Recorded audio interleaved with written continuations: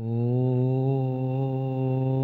अस्य श्रीमद्भगवतस्तत्र मन्त्रस्य नारदऋषिव्यति छन्द श्रीकृष्ण परमात्मा देवता ब्रह्मबीजं भक्तिशक्ति ज्ञानवैराग्यकीलकं मम श्रीमद्भगवत्प्रसाद सिद्धार्थे पाठे विनियोग कस्तरीतिलकं ललाटपटले वक्षस्थले कस्तभ्यं नासाग्रे वरमक्तिकं करतले वेणुकरे कङ्कणं सर्वाङ्गे हरिचन्द्रं सुललितं कण्ठे च मुक्तावली गोपस्त्रीपरिवेष्टित विजयते गोपालचूडामणि अस्ति सतनिग्रहविकलात् कल्पपशुनप्लोतं वस्तुतवेणुनादल हरिनिर्वाणनिर्वकलं शस्तनिबिन्दोलिविलसदगोपि सहस्रव्रतं हस्तनस्तनतापवर्गमुखिराङ्कुशरकृते श्री भगवान नामयात्मक स्वरूपिणे श्रीमद्भागवतायो नमो नमः। ओम मंत्रपुष्पं समर्पयामि। एतत् सचन्दन तुलसीपत्रं समर्पयामि। ओम शांति ओम शांति। अवध शांति वृद्ध शांति ग्रह शांति गृह शांति पृथ्वी शांति अंतरिक्ष शांति। ओम शांति। ओम बोलिए श्रीमद्भागवत महापुराण की जय। श्री व्यास जी भगवान की जय। श्री सुखदेव गोस्वामी पाद की जय। श्री परीक्षित जी महाराज की जय। जय जय श्री राधे।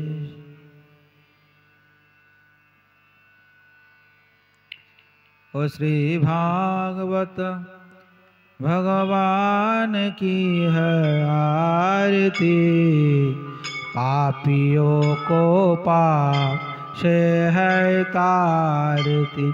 श्री भागवत भगवान की है आरती। पापियों को पाप से है तारी। ए अमर ग्रंथ ए मुक्ति पंथ पंचम वेद निराला। नव ज्योति जगाने वाला। ए अमर ग्रंथ ए मुक्ति पंथ पंचम वेद निराला। नव ज्योति जगाने वाला। हरि नाम यही हरि धाम यही। हरि नाम यही हरि धाम यही। जग की मंगल की आरती। पापियों को पाप से है तारी। श्री भागवत भगवान की है आरती। पापियों को पाप से है तारी। ये शांति गीत पावन पुनि पापों को मिटाने वाला। हरि दर्श कराने वाला। ये शांति गीत हे पावन पुण्य पापों को मिटाने वाला। हरि दर्श कराने वाला। ये सुख करणी ये दुख हरणी। सुख करणी ये दुख हरणी। श्री मधुसूदन की आरती। पापियों को पाप से है तारती। श्री भागवत भगवान की है आरती। पापियों को पाप से है तार।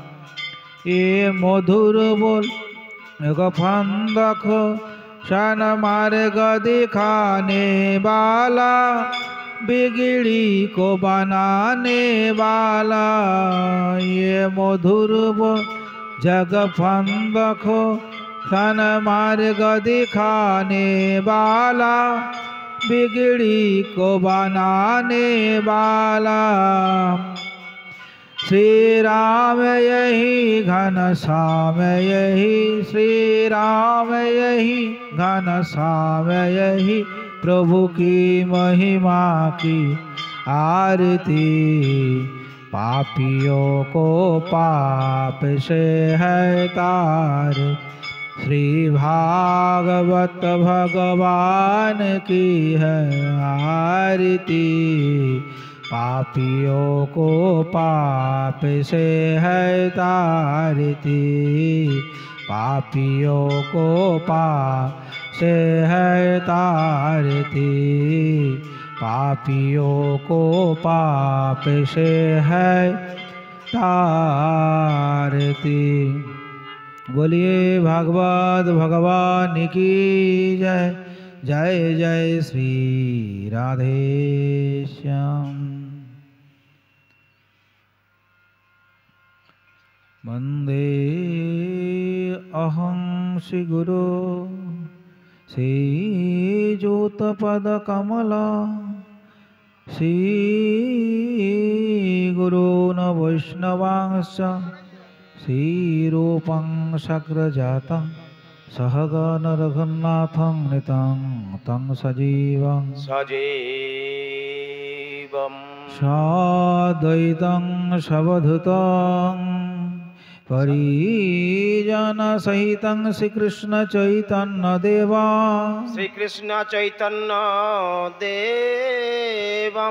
श्री श्री राधा कृष्ण पदान सहगण ललिता श्री विशाखान्वितांश्च सहगण ललिता श्री विशाखान्वितांश्च। ॐ अज्ञानतिमिरान्धस्य ज्ञानाञ्जन शलाकया चक्षुर्मीलितं येन तस्मै श्री गुरवे नमो नमः। चक्षुर्मीलितं येन श्री गुरवे नमः। ॐ आनंद लीलामय विग्रहाय आनंद नीलामय विग्रहाय हेमावतिवत्सवे सुंदराय तस्मै महाप्रेम रस प्रदय तस्मै रस प्रेम रसमय चैतन्य चंद्राय नमो नमोस्ते चैतन्य चंद्राय नमो हस्ते। हे कृष्ण करुणा सिंधु दीनबंधु जगतपते दीनबंधु जगतपते गोपेशु गोपिकान्त राधाकान्त नमोस्तुते। गोपेश गोपिकान्त राधाकान्त नमोस्तुते। ॐ तप्त कंचन गौरांगी श्रीराधे वृंदावनेश्वरी राधे वृंदावनेश्वरी वृषभानुसुते देवी वृषभानुसुते देवी तं नमामि हरिप्रिये तं नमामि हरिप्रिये। वृंदावै तुलसी दिव्यै वृंदावै तुलसी दिव्यै प्रिया वै केशवस्य च प्रिया वै केशवस्य च विष्णु भक्ति पदे देवी सत्ववत्यै नमो नमः। विष्णु भक्ति पदे देवी সত্যবর্তই নমো নমঃ। वंशाकल्पतरुभ्यश्च বাঞ্ছা কল্পতরুর্ভশ্চ कृपा सिन्धुभ्य एव च কৃপা সিন্ধুভ এব চ पतितानां पावनेभ्यो পতিতানাং वैष्णवेभ्यो পাবনেভ্যো वैष्णवेभ्यो नमो नमः। বৈষ্ণবেভ্যো নমো নমঃ।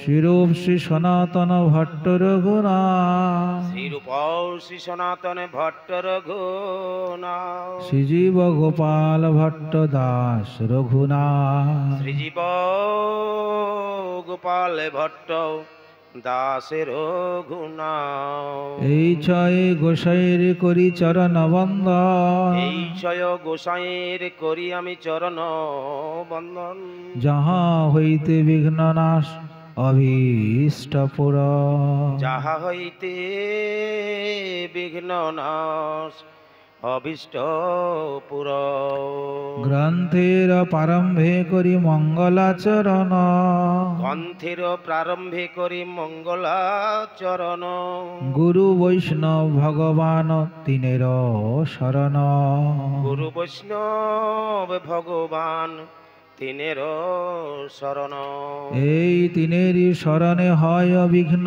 বিনাশন এই তিনের শরণে হয় বিঘ্ন বিনাশন অনায়াসে হয় নিজ বাঞ্ছিত পূরণ অনায়াসে হয় নিজ বাঞ্ছিত পূরণ শ্রীকৃষ্ণ চৈতন্য প্রভু নিত্যানন্দ শ্রীকৃষ্ণ চৈতন্য প্রভু নিত্যানন্দ শ্রী অদ্বৈত গদাধর শিবাসাদি গৌর ভক্ত বৃন্দ শ্রীবাসাদি গৌর ভক্ত বৃন্দ হরে কৃষ্ণ কৃষ্ণ কৃষ্ণ হরে হরে হরে রাম রাম রাম হরে হরে হরে কৃষ্ণ কৃষ্ণ কৃষ্ণ হরে হরে হরে রাম রাম রাম হরে হরে নিতাই গৌর সীতানাথ প্রেমানন্দে হরি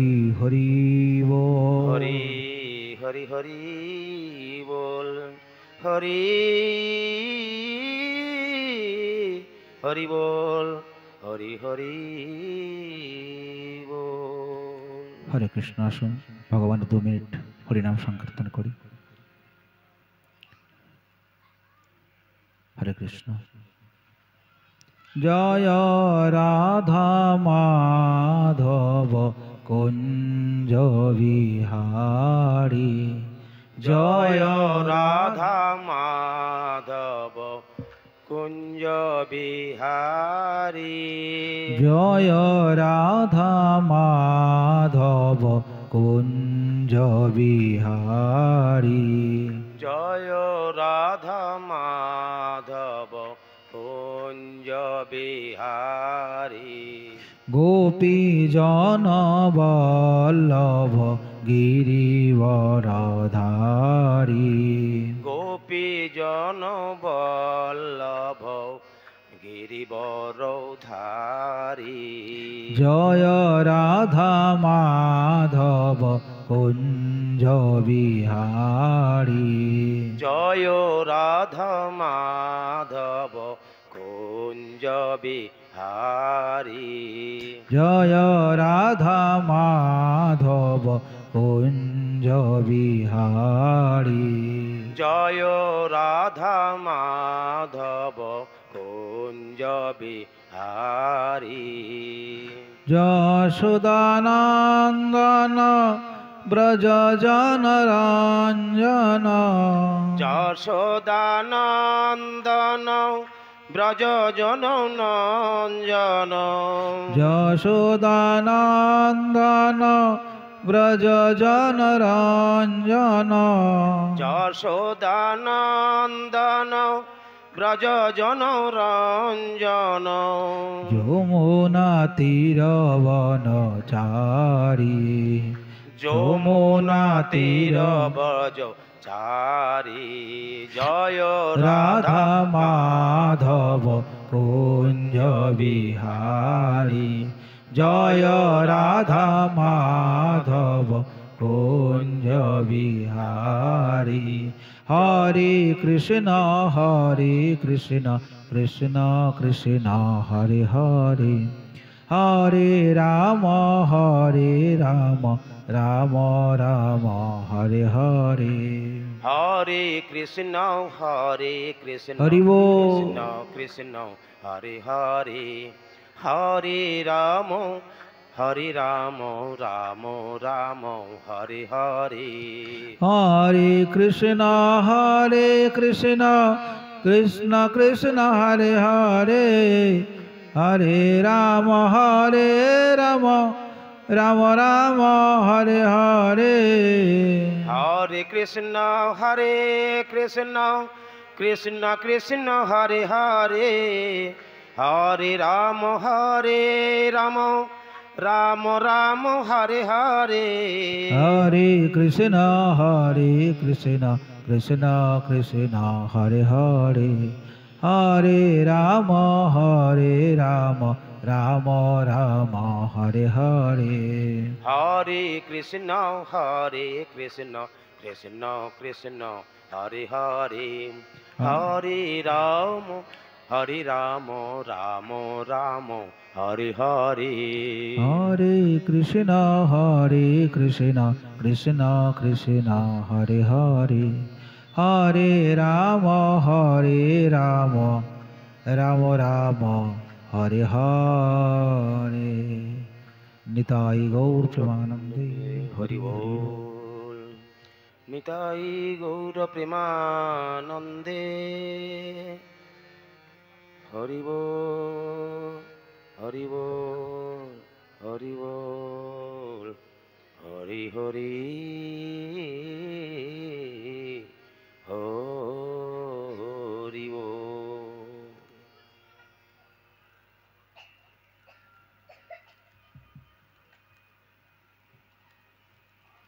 নিচের মাইক্রোফোনটা সাউন্ড দেবেন, নিচের মাইকটা সাউন্ড নেই। হরে কৃষ্ণ, জয় রাধেশ্যাম, জয় নিতাই, জয় রাধা মাধব। হরে কৃষ্ণ।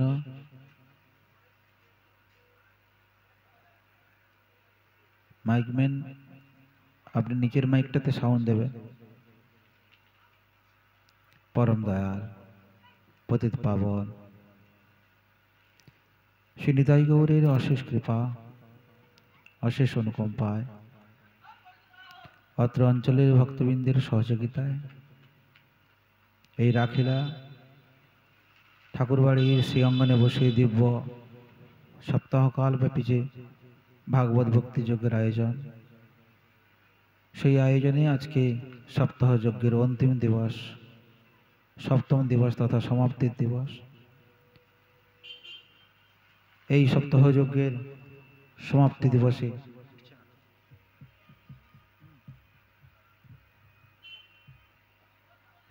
দিবসে সান্ধ্যকালীন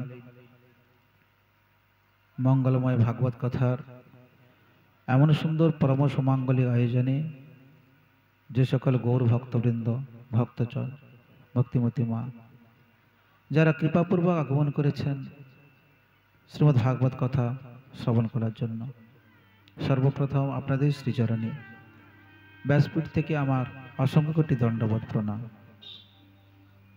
নিতাই গৌর প্রেমানন্দে হরি বল।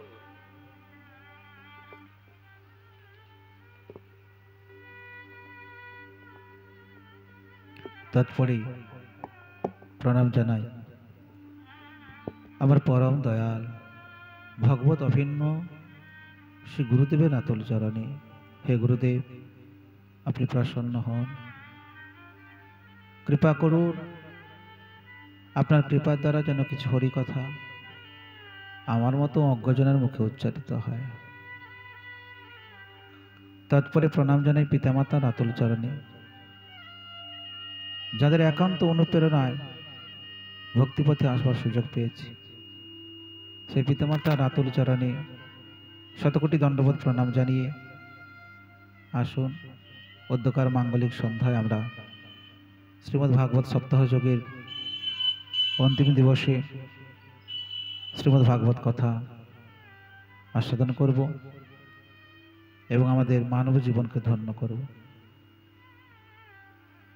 আপনারা কয়েকদিন ধরে ক্রমান্বয়ে ভাগবত কথা শ্রবণ করছেন। সুখদেব গোস্বামী পাদ অনর্গল ভাগবত কথা বলছেন, পরীক্ষিত মহারাজ শ্রবণ করছেন সেই কথা। সুতমুনি উগ্রসভা বলছেন, সৌনকাদি ৬০,০০০ মুনি ঋষিগণ নৈমিষারণ্যে শ্রবণ করছেন সেই কথা। আপনারাও এখানে বসে দিব্য কথা শ্রবণ করার সৌভাগ্য প্রাপ্ত করিয়াছেন। এটা আপনাদের বড় সৌভাগ্য। ভগবানের সেই দিব্য কথা আপনারাও কয়েকদিন ধরে শ্রবণ করার অভিলাষ রেখেছিলেন এবং ভগবান কৃপা করে সেই অভিলাষ পূর্ণ করছেন।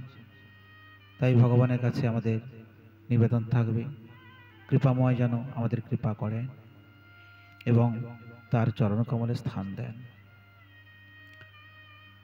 আপনারা গত দিনে আস্বাদন করছিলেন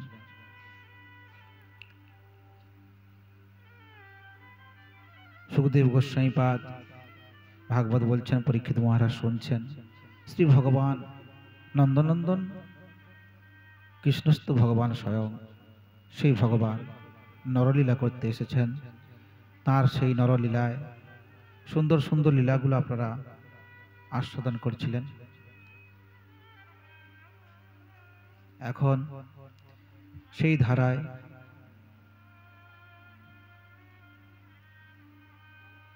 আজকে আপনারা আস্বাদন করবেন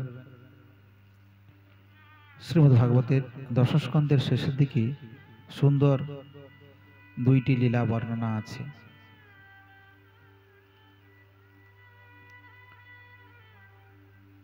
পরীক্ষিত মহারাজ প্রশ্ন করছেন, সুখদেব গোস্বামী পাদ বড় আনন্দিত হয়ে সেই প্রশ্নের উত্তর দিচ্ছেন এবং ভগবানের লীলা বর্ণনা করছেন।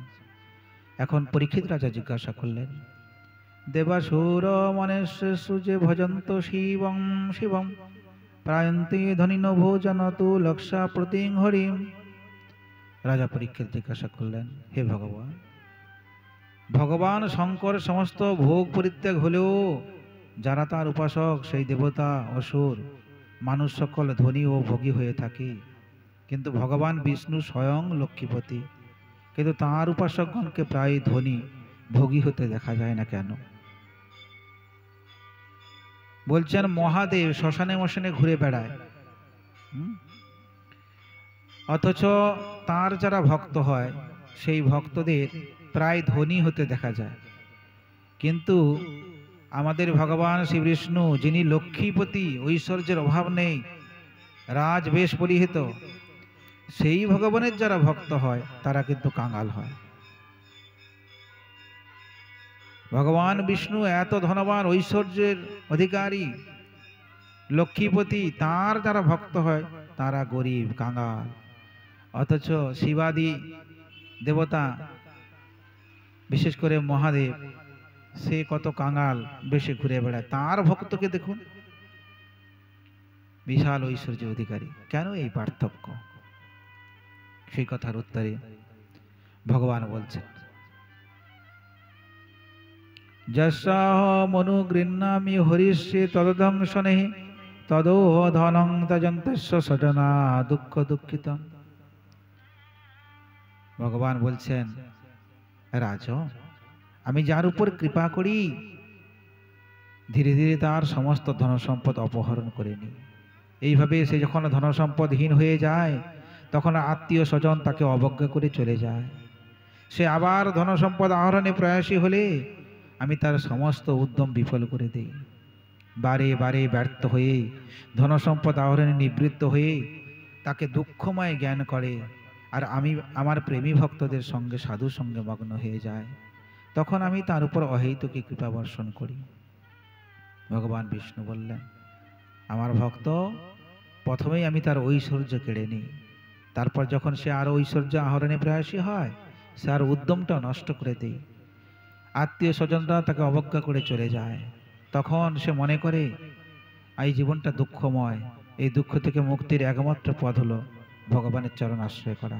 সে সাধু সঙ্গে চলে যায়, সাধুগুরু বৈষ্ণবের সঙ্গ করে, হরিকথা শ্রবণ করে, আস্তে আস্তে আমাকে ভক্তি করে এবং আমি তখন তাকে কৃপা করি। আর অন্যান্য দেবতা, এটা ভগবান নিজ মুখে বলছেন অন্যান্য দেবতা তারা আশুতোষ, তাদেরকে একটু ডাকলে অল্পতে অনেক ঐশ্বর্য দিয়ে দেয় তারা। আমি কিন্তু দিই না, আমার চরণে শরণ নিলে আমি ঐশ্বর্য দিই না, বরং ঐশ্বর্য কেড়ে নিয়ে ভিখারি করে দিই, তাই তো আমার ভক্ত ভিখারি হয়। কিন্তু অন্যান্য দেবতা, বিশেষ করে মহাদেব, তার ভক্তরা ধনী কেন না, তাকে একটু ডাকলেই অল্পতেই সে সন্তুষ্ট হয়ে যায় এবং ঐশ্বর্য প্রদান করে দেয়।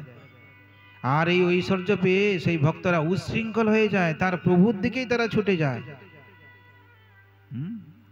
আমি ধন দেই না এই জন্য, ধন দিলে তো অহংকারী হয়ে যাবে, তাই তার অহংকারটা দূর করে তাকে আমার চরণ দেব বলে সমস্ত ধন কেড়ে নেই। কিন্তু অন্যান্য দেবদেবী, তাদেরকে ভালোবাসলে তারা এমন ধন দৌলত দেয়, এত ঐশ্বর্যের অধিকারী হয়, তাদের অহংকার এসে যায়। অহংকার যখন এসে গেল, তখন যে এত কৃপা করে ধন সম্পদ দিল, তার পেছনেই, সেই দেবতার পেছনেই সে লেগে যায়। সুখদেব গোস্বামীপাদ যখন এই কথা বললেন, তখন পরীক্ষিত মহারাজ বলছেন, তাই আবার হয় নাকি? শিবাদি দেবতাদেরকে ভালোবাসলে, তারা ঐশ্বর্য দিলে, সেই ঐশ্বর্য পেয়ে ভক্তগণ উচ্ছৃঙ্খল হয়ে তাদের পেছনে লেগে যায়। হ্যাঁ, তাহলে তোমাকে একটা উদাহরণ দিচ্ছে, শুনে নাও। বিকাসুর নামে এক অসুর ছিল। এই অসুরটি মহাপ্রতাপবান ছিলেন, প্রচণ্ড বলবান ছিলেন। এই অসুরটি একদিন নারদ মুনির সঙ্গে দেখা হলো। নারদ মুনিকে জিজ্ঞাসা করলো, আচ্ছা মুনিবর, আপনি কৃপা করে বলবেন আমি কার আরাধনা করলে সে অল্পতেই সন্তুষ্ট হয়ে যাবে? মহাদেব তখন তাকে বললেন, স আহ দেবঙ্গিরি সম পাদাবা সুসিদ্ধসি জহল্লা পাব্বাঙ্গুণ দোষমা সহতুষ্যতি কুপ্পতি।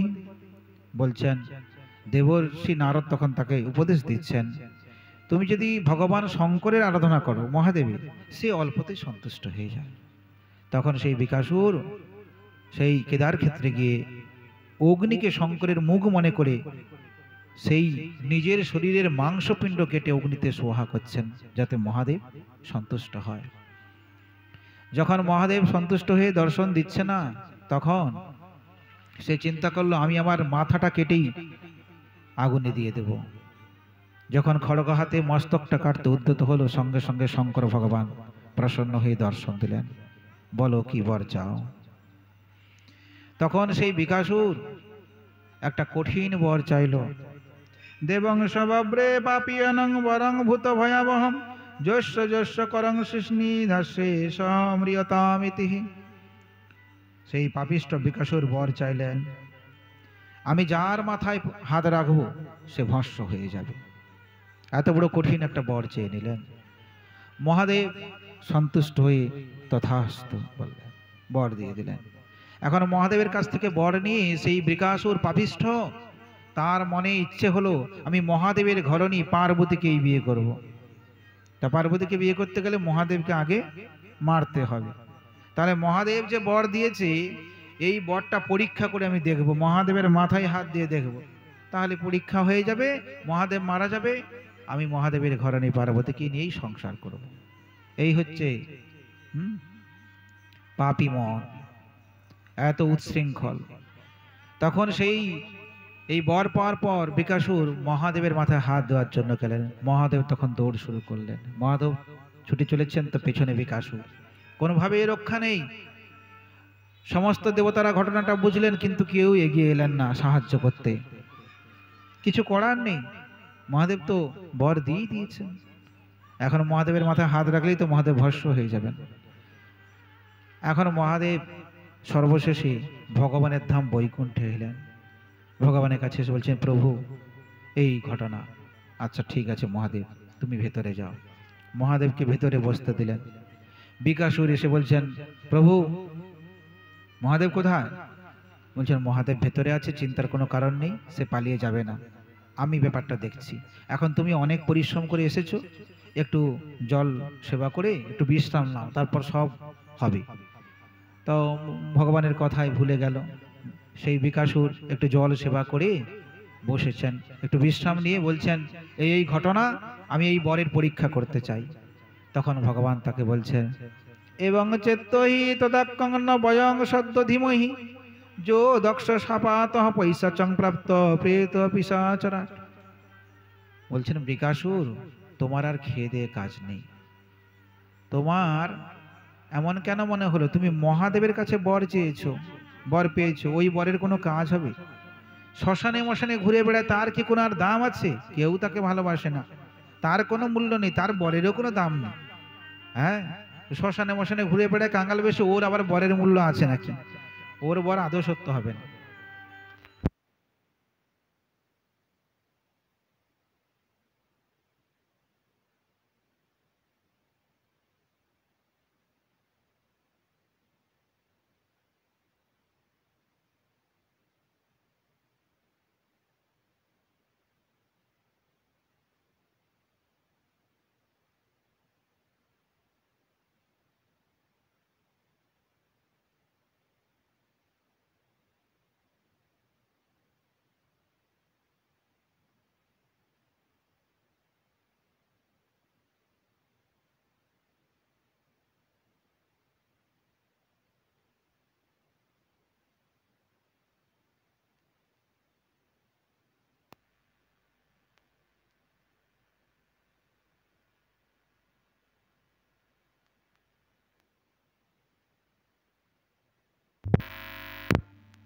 হরে কৃষ্ণ, জয় শ্রী রাধে।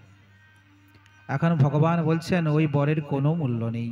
ও মহাদেব শ্মশানে মশানে ঘুরে বেড়ায়, হ্যাঁ, সেই জন্য ওর আরাধনা করে বেকার হয়েছে। ওই বরের কোনো মূল্য নেই। আমি বলছি, তুমি নিজের মাথায় হাত দিয়ে দেখো, ওই বর কোনো মূল্য নেই, কিচ্ছু হবে না। আর তখন তোমাকে এমন বর কেন দিয়েছি, মিথ্যে কথা কেন বলেছি? তুমি নিজের মাথায় আগে হাত দিয়ে দেখো, কিচ্ছু হবে না। আর তারপর তুমি মহাদেবকে উপযুক্ত শাস্তি দেবে। কেন সে এরকম বর দেয়? তার যেহেতু বরের মূল্য নেই। তখন সেই বিকাশুর ভগবানের কথায় ভুলে গিয়ে নিজের মাথায় হাত রাখলেন। হাত রাখার সঙ্গে সঙ্গে বিকাশুর ধ্বংস হয়ে গেলেন। আর স্বর্গ থেকে পুষ্পবৃষ্টি হলো, ভগবানের নামে জয়ধ্বনি হলো। বলিয়ে শ্রী বিষ্ণু ভগবান কি, বলিয়ে ভক্তবৎসল ভগবান কি। এইভাবে মহাদেবকে বিপদ থেকে বাঁচালেন। এই হলো আমার ভগবান। তার সব দিকে লক্ষ্য, সব দিকে নজর। জগতের মানুষ কি করে ভালো থাকবে, সব দিকে তার নজর। এমনকি সমস্ত দেবদেবীরা পর্যন্ত তারা কিভাবে পরিচালিত হবে, তাদের বিপদ আপদ সমস্ত ভগবান দূর করে দেন। এইভাবে শ্রীমদ্ ভাগবতের দশম স্কন্ধের 89তম অধ্যায়ে সুন্দরভাবে, 88 অধ্যায়ে সুন্দর করে ভগবানের মহিমা বর্ণনা করা হয়েছে। কিরকম করে শিবকে উদ্ধার করলেন। বলছেন, শ্রী ভগবানের শক্তি সাগর অনন্ত, তার শক্তি সকল বাক্য মনের অগোচর। তিনি ত্রিগুণাত্মিকা, প্রকৃতির অতীত, পরমাত্মা স্বয়ং। তার এই শিব সংকট মোচন লীলা যিনি শ্রবণ করেন, তিনি সংসার বন্ধন শত্রু ভয় থেকে মুক্ত হন। তার লীলার এমন প্রভাব। এই যে শিবের উপর অনুগ্রহ করলেন, শিবের সংকটকে দূর করলেন, এই লীলা যদি কেউ শ্রবণ করে, তার সংসার বন্ধন শত্রু ভয় থেকে মুক্তি হয়। এমনই ভগবানের সুন্দর লীলা। এরপর আরো একটি সুন্দর লীলা হচ্ছে। এখন সমস্ত প্রধান প্রধান ঋষিরা তারা একত্রিত হয়েছেন। ভৃগু বশিষ্ঠ আদি প্রধান প্রধান মুনি ঋষিরা একত্রিত হয়ে চিন্তা করছেন, ব্রহ্মা বিষ্ণু মহেশ্বরের মধ্যে কে সর্বশ্রেষ্ঠ। আর এটা পরীক্ষা করার জন্য তারা ভৃগু মুনিকে বললেন, সকলে মিলে সিদ্ধান্ত করলেন, ভৃগু তুমি গিয়ে সকলকে পরীক্ষা করে দেখো, ব্রহ্মা বিষ্ণু মহেশ্বরের মধ্যে কে সর্বশ্রেষ্ঠ। ভৃগু মুনি তখন প্রথমেই ব্রহ্মাজি ব্রহ্মলোকে চলে গেলেন। ন তস্मै প্রাণনস্তস্ত্রং চক্রে সত্র পরিষ্কয়া তস্मै চক্রদ ভগবান পজ্জলেন সেন তেজসা। প্রথমেই সেই ব্রহ্মলোকে ব্রহ্মার ঘরে গিয়ে ব্রহ্মার কাছে প্রবেশ করলেন। ব্রহ্মা বসে আছেন সিংহাসনে, কিন্তু সেখানে গিয়ে ব্রহ্মাকে কোনরূপ প্রণাম করলেন না, স্তুতি করলেন না। তাতে ব্রহ্মা অসন্তুষ্ট হলেন, ক্রোধিত হলেন। হ্যাঁ, কুটিল চোখে তাকালেন, ধ্বংস করে দেবে এরকম তার খুব ক্রোধান্বিত হয়েছেন। ভিগুমুনি চিন্তা করলেন, এত ক্রোধ যার, সে কখনোই শ্রেষ্ঠ হতে পারে না। যাই হোক, ওখান থেকে ফিরে এলেন। এখন সেই ভিগুমুনি চলে গেলেন কৈলাস ধামে। মহাদেব বসে আছে, মহাদেবের কাছে পৌঁছে গেলেন। মহাদেবের কাছে যখন পৌঁছলেন, তখন মহাদেব ভিগু সম্পর্কে ভাই এসেছে, তাই মহাদেব দুহাত বাড়িয়ে আলিঙ্গন করার জন্য ভৃগুকে ডাকছেন। ভৃগু বলছেন, নৈচা তত সমৎসৎ প্রথদ ইতি দেবকুশ্চবহ সুলমুদম্মতং তোমারেভ্য তীক্ষ্ণলোচন। ভৃগু তখন আলিঙ্গন করতে গেলেন না, বললেন যে না, কোথায় শ্মশানে মশানে ঘুরে বেড়ায়, আলিঙ্গনের অযোগ্য, আমি আলিঙ্গন করব না। এই যখন বললেন, সঙ্গে সঙ্গে মহাদেব ক্রোধান্বিত হয়ে ত্রিশূল নিয়ে ভৃগুকে মারার জন্য উদ্যত হয়েছে। পার্বতী অনেক অনুনয় বিনয় করে বলে, হে নাথ, তোমার ভাই সম্পর্কে হয়, তুমি এমন করো না। পার্বতী নিবৃত্ত করলেন, কিন্তু ভৃগু জানলেন যে না, কখনোই সে শ্রেষ্ঠ হতে পারে না। যার এত ক্রোধ, সে কখনোই শ্রেষ্ঠ হতে পারে না। এরপর ভৃগুমুনি ভগবানের ধাম বৈকুণ্ঠে চলে গেলেন। সেখানে ভগবান তখন শয়ন করছিলেন। শয়ানাং প্রিয় উৎসঙ্গে পদাবক্ষ শতরায়ত তত উত্থয় ভগবান স্বলোকসা শতাঙ্গতি। ভগবান শুয়েছিলেন, ভৃগু কিছু বললেন না। প্রথমে ঢুকে গিয়ে ভগবানের বক্ষে একটা জোরে লাথি মারলেন। ভগবান সঙ্গে সঙ্গে চমকে উঠলেন, উঠে ভৃগুর চরণ ধরে বলছে, প্রভু, আপনি যে আসবেন একটু আগে থেকে বলতে পারতেন, আপনাকে অভ্যর্থনা করে নিয়ে আসতাম, আমি তো বুঝতে পারিনি আপনি যে আসবেন। স্বল্পতারুণাত ননাম শিরসামুনিম আহতে স্বাগতং ব্রহ্মণ নিষেধাত্র লেখনম অজানতামাগতানব ক্ষমর্ত নো প্রভু অতীব কমলে তাত চরণেতে মহামুনে ইতক্তা বিপ্রচরণ মদয়ন সেন পানিনা। ভগবান বলছেন, আমার এই বক্ষটা খুব কঠিন, পাথর সদৃশ্য, আর আপনার চরণ কোথায়, কত কোমল নরম। সেই চরণটা আমার এই কঠিন বক্ষে আঘাত করেছে, তাতে তো ওই চরণেই আঘাত লেগেছে। আপনার চরণে কতটা আঘাত লেগেছে আমি বুঝতে পারিনি। বোধহয় অনেক আঘাত পেয়েছেন আপনি। আমার মতো কঠিন পাথরের উপর আপনি চরণ দিয়েছেন, আপনার চরণে আঘাত লেগেছে কোথায়, কতটা লেগেছে তো আমি বুঝতে পারিনি। প্রভু, চরণটা বের করে, চরণটা আমার দিকে এগিয়ে দাও। সেই চরণটা ভালো করে ধৌত করে দিলেন, পাদদক পান করলেন। বললেন, আজকে আপনি যে আমার বক্ষের উপর চরণ দিলেন, আজ থেকে আমার মনের সমস্ত কিছু ময়লা যা কিছু ছিল সব ধুয়ে মুছে সাফ হয়ে গেল। আজ থেকে লক্ষ্মী এখানে ভালো করেই থাকতে পারবে। এসবই তোমার কৃপা প্রভু। ভগবান বলছেন শ্রী বিষ্ণু কাকি, ভিগুমুনিকে বলছেন। ভিগুমুনি আশ্চর্য হয়ে গেলেন, ভগবানের সেই ভক্তিতে, ভগবানের সেই ভালোবাসায় অভিভূত হয়ে গেলেন। যাকে আমি পদাঘাত করলাম, সে কি কথা বলছে, সে কিভাবে আমার সেবা যত্ন করছে। ভিগুমুনির সমস্ত কথা গিয়ে বললেন সেই মুনি ঋষিদেরকে, এই ঘটনা। সকল মুনি ঋষিরা সিদ্ধান্ত করলেন, একমাত্র শ্রী ভগবান শ্রী বিষ্ণু, তিনি সর্বশ্রেষ্ঠ।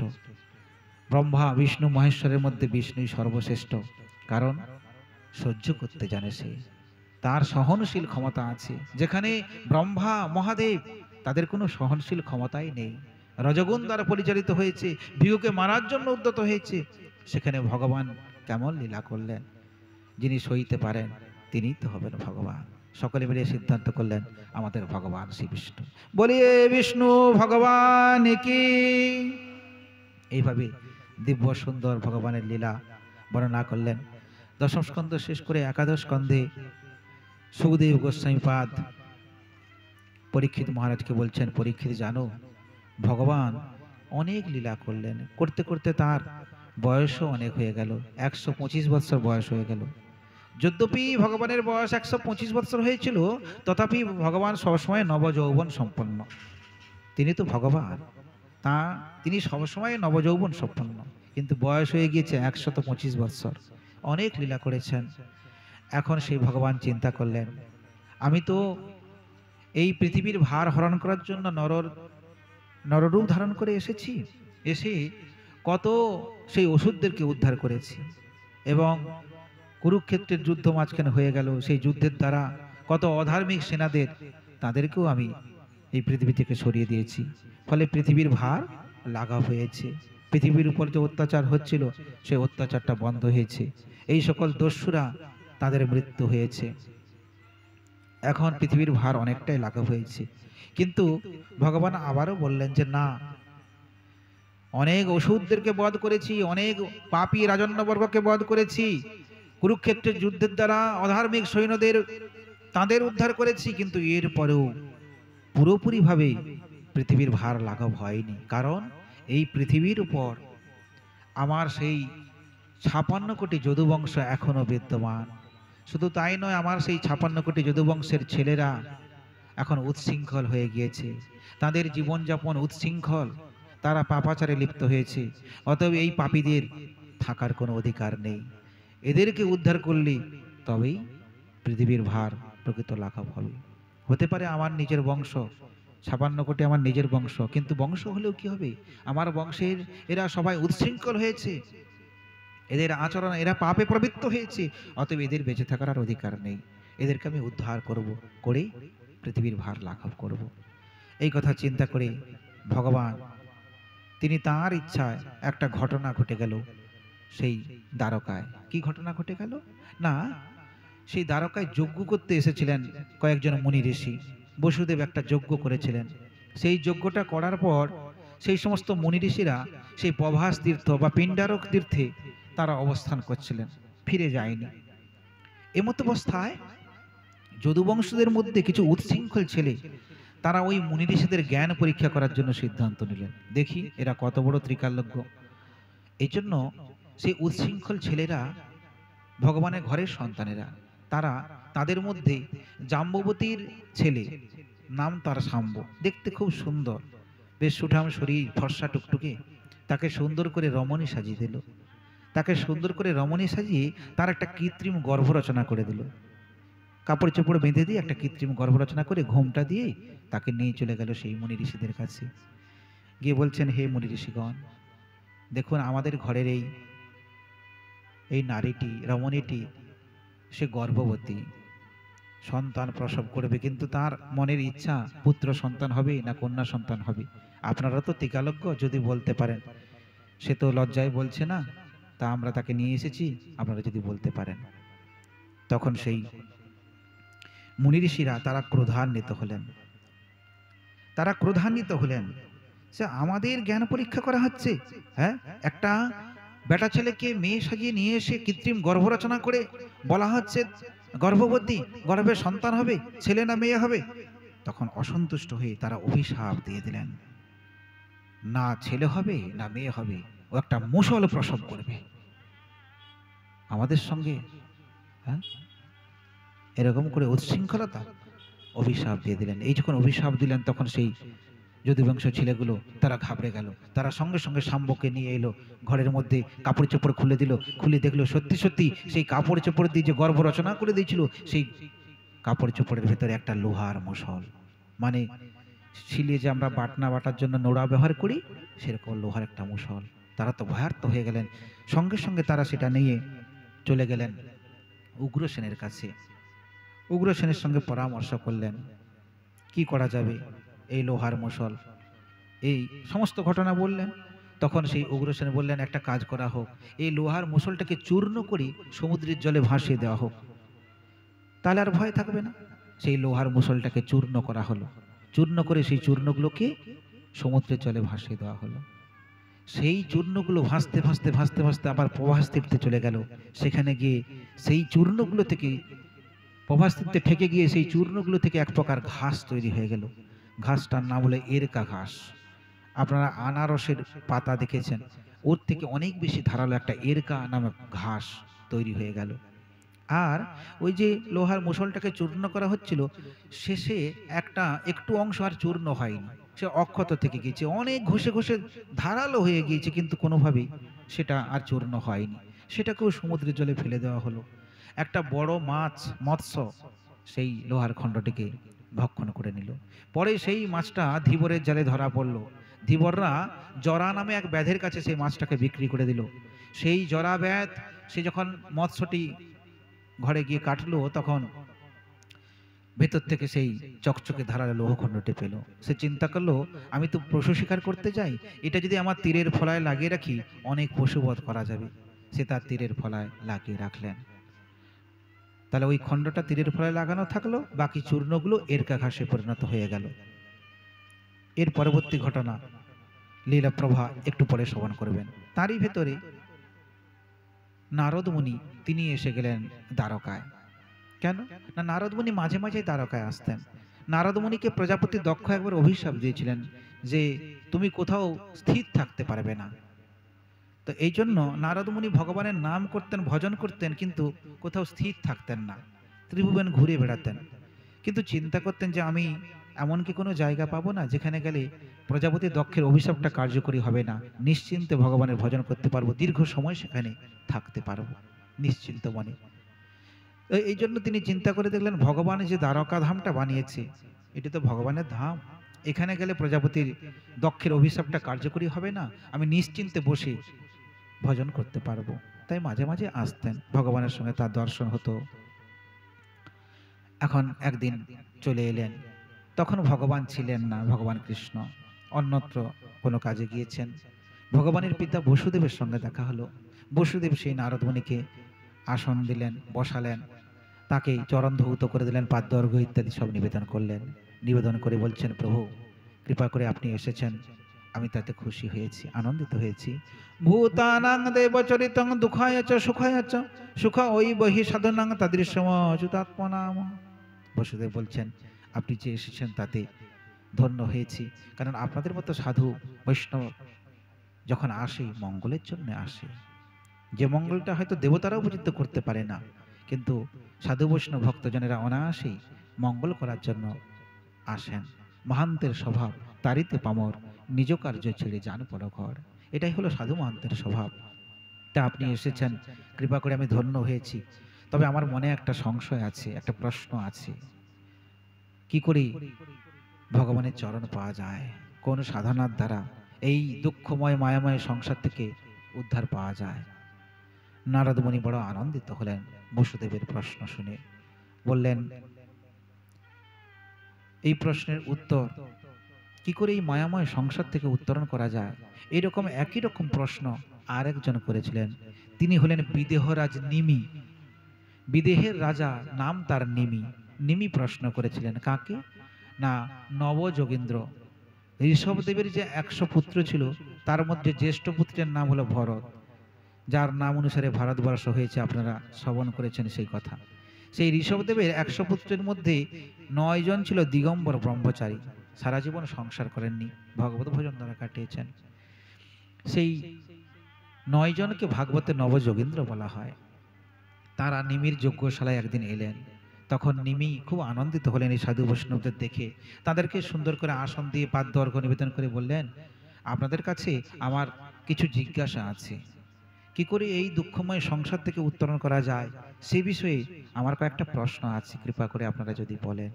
তখন সেই নবযোগীন্দ্র খুব আনন্দিত হলেন, বললেন, ঠিক আছে আপনি প্রশ্ন করুন, আমরা যথাসাধ্য উত্তর দেওয়ার চেষ্টা করব। নারদ মুনি কিন্তু সেই নিমি রাজা এবং সেই নবযোগীন্দ্রের মধ্যে যে কথোপকথন হয়েছিল সেই কথাই বসুদেবকে বলছেন। এখন নিমি রাজা প্রথম প্রশ্ন করছেন সেই নবযোগীন্দ্রকে, অত আন্তত্তি ক্ষেমং পৃচ্ছাম ভবত নগা সংসারেস্মিন ক্ষণার্ধপি সৎসঙ্গ সেবর্ধিনী নাম। বলছেন যে আমার বড় জানতে ইচ্ছা করে পরম কল্যাণের বাস্তব স্বরূপ কি, কিসে জগতের পরম কল্যাণ হবে, বা আমাদের কল্যাণ কিসে হবে, এমন কল্যাণ হবে যে কল্যাণের উপর আর কোনো কল্যাণ হয় না, কিসে আমাদের মঙ্গল হবে, এটা আমাদের জানার বিষয় বটে। কি আমরা তো নিজেদের মঙ্গলের কথা চিন্তা করে, সংসারের মঙ্গলের কথা চিন্তা করে অনেক দেবদেবীর পূজা, বার ব্রত ইত্যাদি করি, কিন্তু আমাদের জানা উচিত কি দ্বারা, কিসের দ্বারা, কার চরণ শরণাগতির দ্বারা, কাকে ভজন করলে আমাদের চরম মঙ্গল হবে, আর কোথাও ছুটতে হবে না। অনেক বারবত, অনেক দেবদেবী, সকলকে হয়তো ডাকতে হবে না, কার চরণে আশ্রয় নিলে। সেই কথার উত্তরে সেই নবযোগীন্দ্রের মধ্যে প্রথম যোগীন্দ্র, নাম তার কবি, তিনি বলছেন, মন্যকুত নিশ্চয়মচ্যুত সহ পাদাম্বুজ পাশনমত্র নিত্যম উদ্বিগ্ন বুদ্ধের সদাত্ম ভাবাদঃ বিশ্বত্বনা যত্র নিবর্ততে। সেই নবযোগীন্দ্রের মধ্যে প্রথম যোগীন্দ্র কবি, তিনি বললেন, রাজন অচ্যুত ভগবানের চরণে সদা সতত উপাসনা করলে তবেই জীবের চরম মঙ্গল হয়। অচ্যুত মানে যাকে আশ্রয় করলে চ্যুত হতে হয় না, যাকে আশ্রয় করলে চ্যুত হতে হয় না, সে হলো আমার গোবিন্দ। গোবিন্দের আরেক নাম হলো অচ্যুত। বলছেন অচ্যুত ভগবানের চরণে শরণ নিলে, সদা সতত তাঁর চরণটা ধরে থাকতে পারলে জীবের চরম মঙ্গল সাধিত হয়। তাহলে আমরাও জানতে পারলাম এখানে ওখানে ছোটার কোনো প্রয়োজন নেই। যদি অচ্যুত ভগবান শ্রী গোবিন্দের চরণটা ধরতে পারেন, তার আর কোথাও যেতে হবে না। গাছের গোড়ায় জল দিলে সমস্ত শাখা প্রশাখা পেয়ে যায়, সমস্ত দেবদেবীরা খুশি হয়ে যায়। এত পূজার্চনা, এত বার ব্রত দরকার নেই, গোবিন্দের চরণটা ধরুন। বলছেন এই গোবিন্দ চরণ আশ্রয় নিলে, অচ্যুত ভগবানের চরণে সদা সতত উপাসনা করতে পারলে সমস্ত মঙ্গল সাধিত হয়, জীবের চরম মঙ্গল হয় এবং সমস্ত ভয় চলে যায়। বলছেন সমস্ত রকম ভয় পর্যন্ত চলে যায়। আমাদের অনেক রকম ভয় আছে সংসারে, কিন্তু সব থেকে বড় ভয় হলো মৃত্যু ভয়। আমরা চিন্তা করি, হায় রে আমার কাছের মানুষটা চলে গেল কেমন ভাবে, কত কষ্ট তার, আমার জীবনে না জানি কি আছে। প্রত্যেকে মৃত্যুর জন্য ভয়ার্ত হই। যদি শরীরে একটু হঠাৎ কোনো ব্যাধি ট্যাধি হয়ে যায়, চিন্তা করি কি হলো, বিরাট কিছু হয়ে গেল নাকি। তাহলে প্রত্যেকেই মৃত্যুর কথা চিন্তা করি। এখানে বলছেন অচ্যুত ভগবানের চরণে শরণ নিলে আপনার সেই ভয়টাও চলে যাবে। তাহলে যারা ভগবত ভজন করেন না তাদের তো ভয় আছেই, কিন্তু দেখবেন আমরা যারা ভগবত ভজন করি আমাদের ওই ভয়টা যায় না, মৃত্যু ভয়। কিন্তু এখানে বলছেন যে অচ্যুত ভগবানের চরণে সদা সতত নিত্য নিরন্তর ভজন করলে ওই ভয়টাও থাকবে না। তাহলে ভাবতে হবে যারা আমরা ভক্তিপথে এগোচ্ছি, ভক্তিপথে এগিয়েছি, আমাদেরও যদি মৃত্যু ভয় না যায়, তাহলে ভাবতে হবে অচ্যুত ভগবানের চরণে আমাদেরও ভজনটা ঠিক হচ্ছে না। এখন নিষ্ঠার সঙ্গে দৃঢ়তার সঙ্গে আমরা তার চরণটা ধরতে পারছি না। যদি নিষ্ঠার সঙ্গে নিত্য নিরন্তর ভজন করতে পারি, তাহলে এই মৃত্যু ভয়টা বইতে চলে যাবে, এটা নিশ্চিত অভিমত। এরপরে রাজা পরবর্তী প্রশ্ন করলেন। নিমি রাজা দ্বিতীয় প্রশ্ন রেখেছেন, অত ভাগবতং ব্রুত যদ্ধর্ম যাদৃশ্যে নিনাম যথা চরতি যদ্ব্রুতে জৈলিঙ্গে ভাগবত প্রিয়াহা। রাজা নিমি প্রশ্ন করলেন, হে যোগীশ্বর, এবার আপনি অনুগ্রহ করে ভগবত ভক্তের লক্ষণগুলো বলুন। ভগবত ভক্ত যারা হয় কি দেখে তাদের চিনব, তাদের আচরণটা কেমন, তাদের লক্ষণটা কেমন, কি দেখে ভগবত ভক্তকে চিনব? এটাও ভালো প্রশ্ন, আমাদের জানার বিষয় বটে। এখন সেই প্রশ্নের উত্তর হরি নামে এক যোগীন্দ্র তিনি দিচ্ছেন।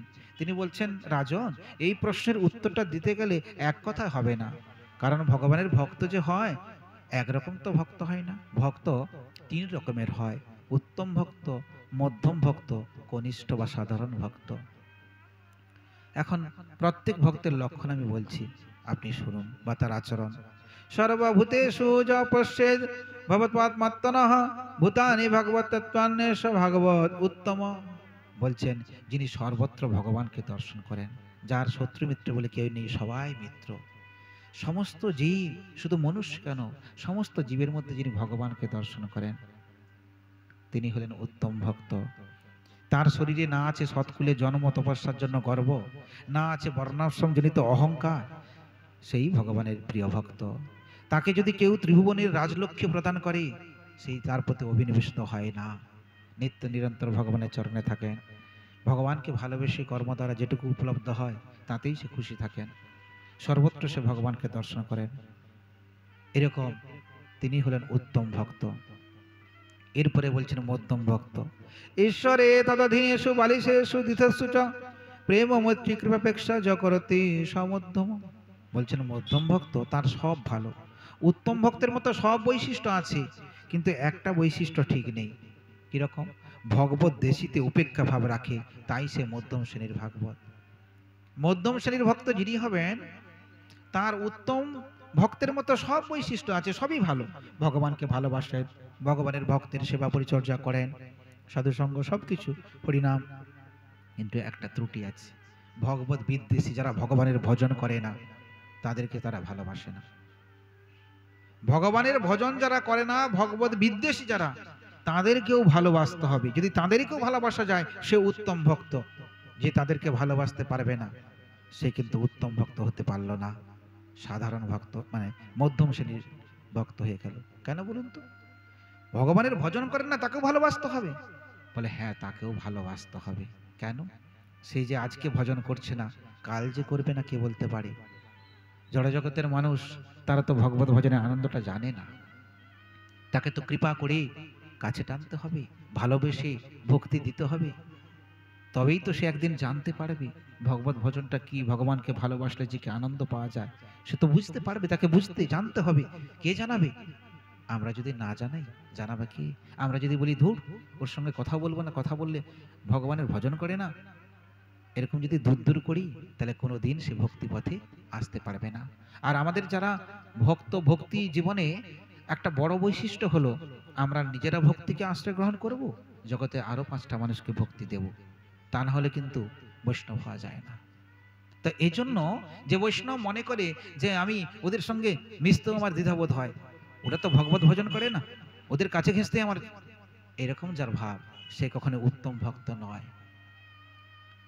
সকলকে আপন করতে হবে। প্রত্যেকটা মানুষ তার মধ্যে যেমন দোষ আছে, গুণও আছে, তাদের গুণে তাদেরকে আপন করে নিতে হবে, আস্তে আস্তে করে ভগবত ভক্তি দিতে হবে, নিশ্চয়ই তারা সেটা গ্রহণ করবে। তো এখন কনিষ্ঠ ভক্ত বলছেন কনিষ্ঠ ভক্ত অর্চয়ামেব হরয়ে পূজাংচ শ্রদ্ধয়তে ন তদ ভক্তেষু চান্যেষু স্বভক্ত প্রাকৃত স্মিত। বলছেন কনিষ্ঠ ভক্ত কে না, সে ঘরে অর্চা বিগ্রহের সেবা পূজা খুব সুন্দর করে নিষ্ঠা সহকারে করে, যে অর্চা বিগ্রহ রেখে তার সেবা পূজা নিত্য সুন্দর করেই করে, কিন্তু কোথাও সে আর সাধু সঙ্গে যায় না। আপনি যদি আপনার ঘরে কোনো ভগবত ভক্তির অনুষ্ঠান হয়, আপনি তাকে নিমন্ত্রণ দেবেন যে বাবা যাবেন, আমার ঘরে একটু উৎসব হবে, কিন্তু সে যাবে না। কিন্তু জগতের সাধারণ মানুষ বিচার করে বলে যে ওই ভক্তটাই সর্বশ্রেষ্ঠ ভক্ত। কেন? সে কারোর সঙ্গে বাবু নেই, প্যাঁচ পুচাই নেই, সে নিজের ঘরে ভগবানের ঠাকুরের সেবা করে, ঠাকুরকে ভোগ লাগায়, নিজে সেবা করে, কারোর সঙ্গে কোনো ব্যাপার নেই, সেই উত্তম ভক্ত।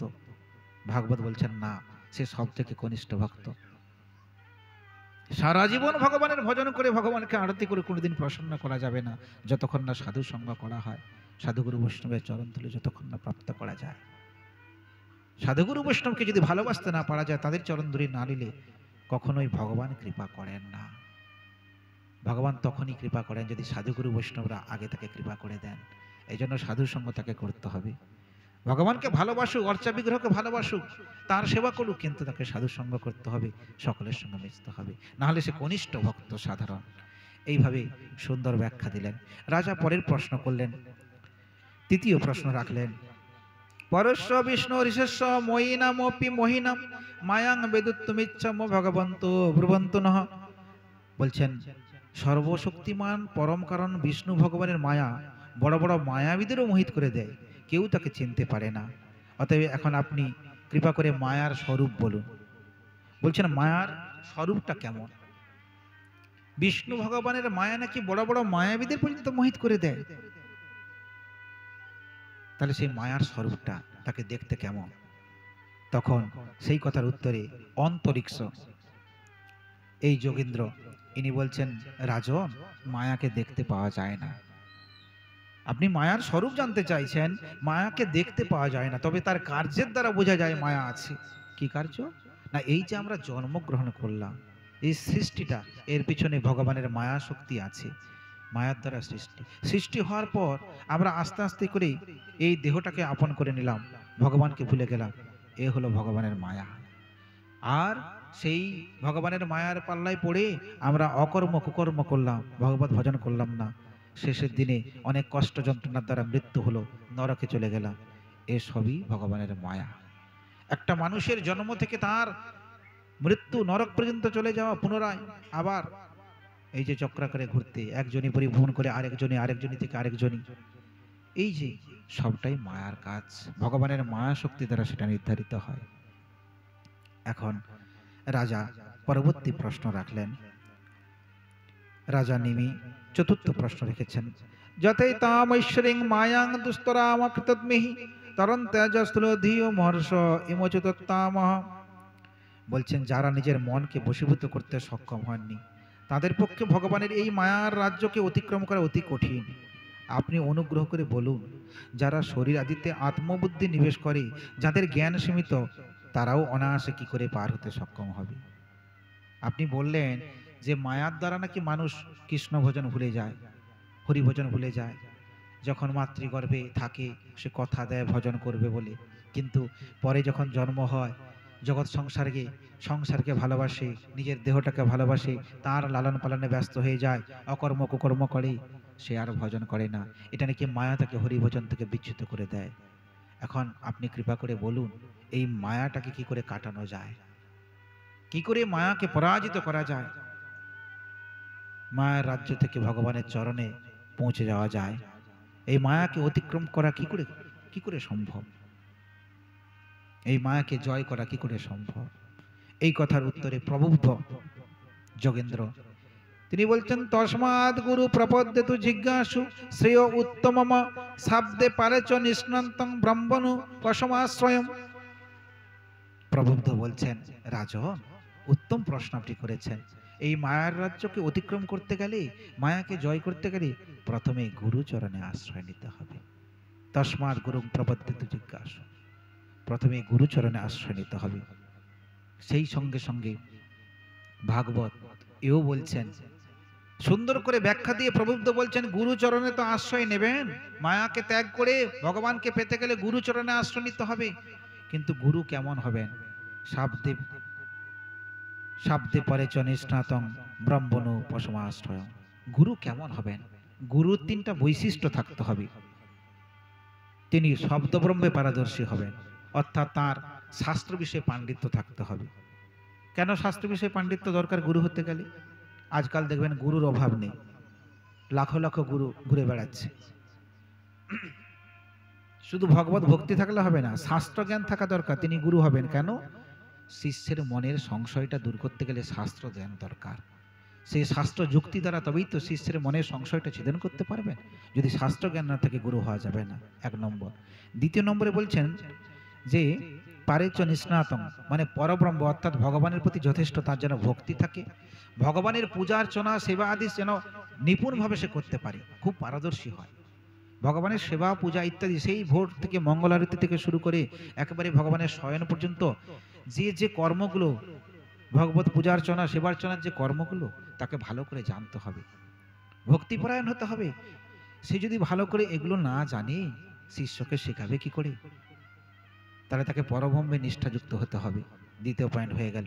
3 নম্বর পয়েন্ট বলছেন নিষ্ণাতং, বলছেন তার জাগতিক প্রপঞ্চে কোনো লোভ থাকবে না। 3 নম্বর পয়েন্টে বললেন তার জাগতিক প্রপঞ্চে লোভ থাকবে না, মানে তারও তো একটা জীবন আছে, তারও তো একটা সংসার আছে, তারও স্ত্রীপুত্র পরিবার আছে।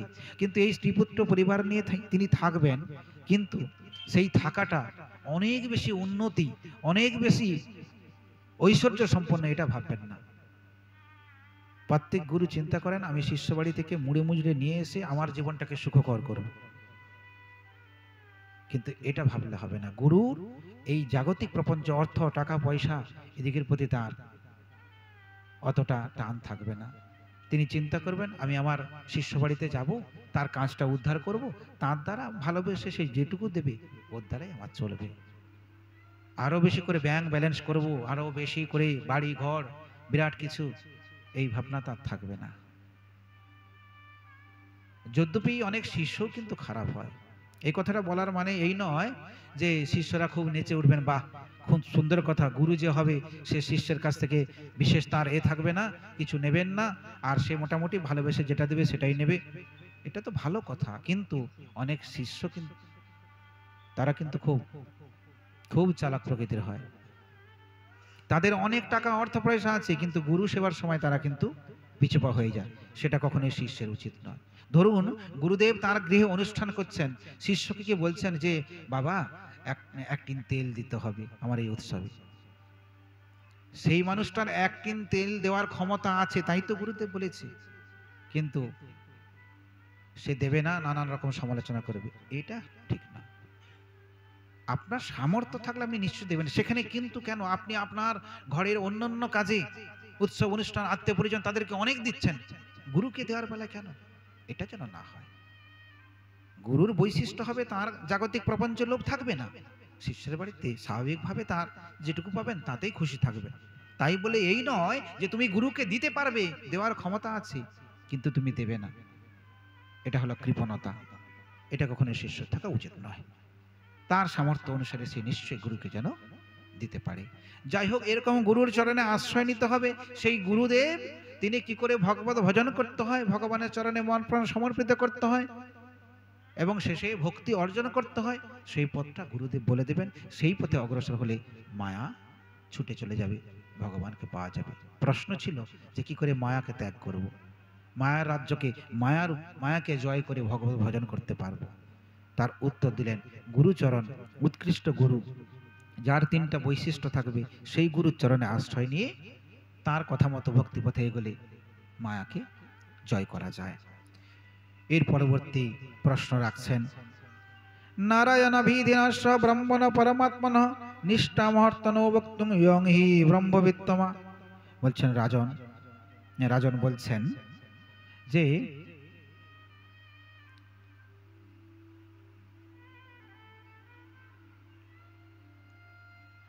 আপনারা পরমাত্মার স্বরূপজ্ঞাতাদের মধ্যে সর্বশ্রেষ্ঠ, অতএব আমায় অনুগ্রহ করে বলুন, যাকে নারায়ণ নামে অভিহিত করা হয় সেই পরমাত্মার স্বরূপ কেমন, নারায়ণ কাকে বলবো? এই কথার উত্তরে পিপ্পলায়ন নামে যোগীন্দ্র তিনি বলছেন, রাজন, যিনি এই জগতের উৎপত্তি, স্থিতি এবং প্রলয়ের নিমিত্ত কারণ, উপাদান কারণ, সৃষ্টি স্রষ্টা সবই, কিন্তু স্বয়ং কারণ বিরহিত, যিনি স্বপ্ন, জাগ্রত, সুষুপ্তি অবস্থানকালে সাক্ষীরূপে বিদ্যমান, সমাধি অবস্থাতেও যার স্থিতি একরস, যার সত্তাতে উৎকর্ষ লাভ করে শরীর, ইন্দ্রিয়, সকল প্রাণ, অন্তঃকরণ নিজ নিজ কর্ম করছে, সেই পরম সত্য বস্তুকে তুমি নারায়ণ বলে জানবে। অর্থাৎ জগৎ যার দ্বারা পরিচালিত হচ্ছে, জগতের সৃষ্টি পরম্পরা, সৃষ্টি স্থিতি লয়, এবং শুধু তাই নয়, জগতের আমরা জীবেদের পরিচালনা করা, প্রত্যেকটা অঙ্গ প্রত্যঙ্গের সঞ্চালন যার দ্বারা চলছে, তিনিই হলেন আদিদেব নারায়ণ। এরপরে প্রশ্ন রাখলেন, কর্মযোগং বদতন পুরুষো যেন সংশ্রিতঃ বিধুয়াসু কর্মাণি নৈষ্কর্মং বিন্দতে পরম। এখন রাজা পরবর্তী প্রশ্ন রেখেছেন, হে যোগীশ্বরগণ, আপনারা কৃপা করে আমাকে কর্মযোগের উপদেশ দান করুন, যে কর্মযোগের দ্বারা ভগবানকে লাভ করা যায়। এই কর্মযোগের নির্দেশ আপনারা শ্রীমদ্ ভগবদ গীতাতেও পাবেন, সেখানে ভগবান অর্জুনকে কর্মযোগের নির্দেশ দিয়েছেন। শ্রীমদ্ ভাগবতে এখানেও বলছেন, সেই নিমি রাজা, প্রভু কৃপা করে আপনারা বলুন কর্মের দ্বারা কিভাবে ভগবানকে পাওয়া যায়। সেই কথার উত্তরে বলছেন, আবির্হোত্র নামক যোগীন্দ্র তিনি বলছেন, বেদক্তমে কুরবানো নিঃসঙ্গহার প্রীতমীশ্বরে নৈষ্কর্মং লভতে সিদ্ধিং রচনার্থ ফলশ্রুতি। বলছেন যে কিরকম কর্ম করতে হবে না, যে কর্মের মধ্যে ভগবানের অনুগ্রহ থাকবে, প্রত্যেকটা কর্ম, সংসারের প্রত্যেকটা কর্ম ভগবানকে সমর্পিত করে করতে হবে, এবং সেই কর্মে ফলের আশা করা চলবে না, তবেই সেই কর্ম হবে উত্তম কর্ম। আপনি ঘরের প্রত্যেকটা কর্ম, একটা চাষ করতে যাচ্ছেন মাঠে, প্রভু তাকে একটা প্রণাম করে, প্রভু তোমার ইচ্ছায় যেন আমি একটু ভালো ফসল ফলাতে পারি, তাতে করে আমি তোমার সেবা করতে পারবো, সংসারটা অতিবাহিত হবে। প্রত্যেকটা কর্ম, এবং পরে ওই কর্ম থেকে কি ফল পাবেন সে আশা করা যাবে না, ভগবান কৃপা করলে নিশ্চিত আপনি ফল পাবেন। ফলের আশা ত্যাগ করে সমস্ত কর্ম ভগবানকে নিবেদন করে করুন, দেখবেন এই কর্মের দ্বারা ভগবান প্রসন্ন হচ্ছেন, এবং ভগবান কিভাবে আপনাকে আপনার ওই কর্মের দ্বারা ঠিক যেটুকু আপনার প্রয়োজনটুকু ভগবান মিটিয়ে দেবেন। এইভাবে কর্ম করার নির্দেশ দিচ্ছেন। এর পরবর্তীকালে প্রশ্ন করলেন মহারাজ নিমি, জানিয়ে কর্মাণি জয় যে স্বচ্ছন্দ জন্মভি চক্রে করতে কর্তা হরিস্থানী ব্রুবন্তু ন। বলছেন, হে যোগীশ্বরগণ, ভগবান স্বাধীনভাবে নিজ ভক্তির হেতু অনেক অবতার গ্রহণ করেছেন, কৃপা করে ভগবানের অবতার লীলা বর্ণনা করুন। ভগবান যে বিভিন্ন অবতার নিয়েছেন, কখনো বামন অবতার, কখনো কুর্ম অবতার, কখনো নৃসিংহ অবতার, কখনো বরাহ অবতার, কখনো কপিল অবতার, এই অবতার কথাগুলো আপনারা আগেও শ্রবণ করেছেন। ভগবানের যে বিভিন্ন সময় বিভিন্ন অবতার নিয়েছেন, এই কথাগুলো ভাগবত আপনারা শ্রবণ করেছেন। সেই কথাগুলো আবার দ্রমিল নামক সেই যে নবযোগীন্দ্র ছিল তার মধ্যে দ্রমিল নামক যোগীন্দ্র, তিনি সেই ভগবানের বিভিন্ন অবতার লীলাগুলো শ্রবণ করালেন। এবার সেই নিমি রাজা বড় আনন্দিত হলেন। তিনি আনন্দিত হয়ে বলছেন, কৃপা করে আমার আর মাত্র আমি দুটো প্রশ্ন করব। আপনারা 9 জন আছেন, একে একে করে আমার 7টা প্রশ্নের উত্তর দিয়েছেন, আর দুটো প্রশ্ন।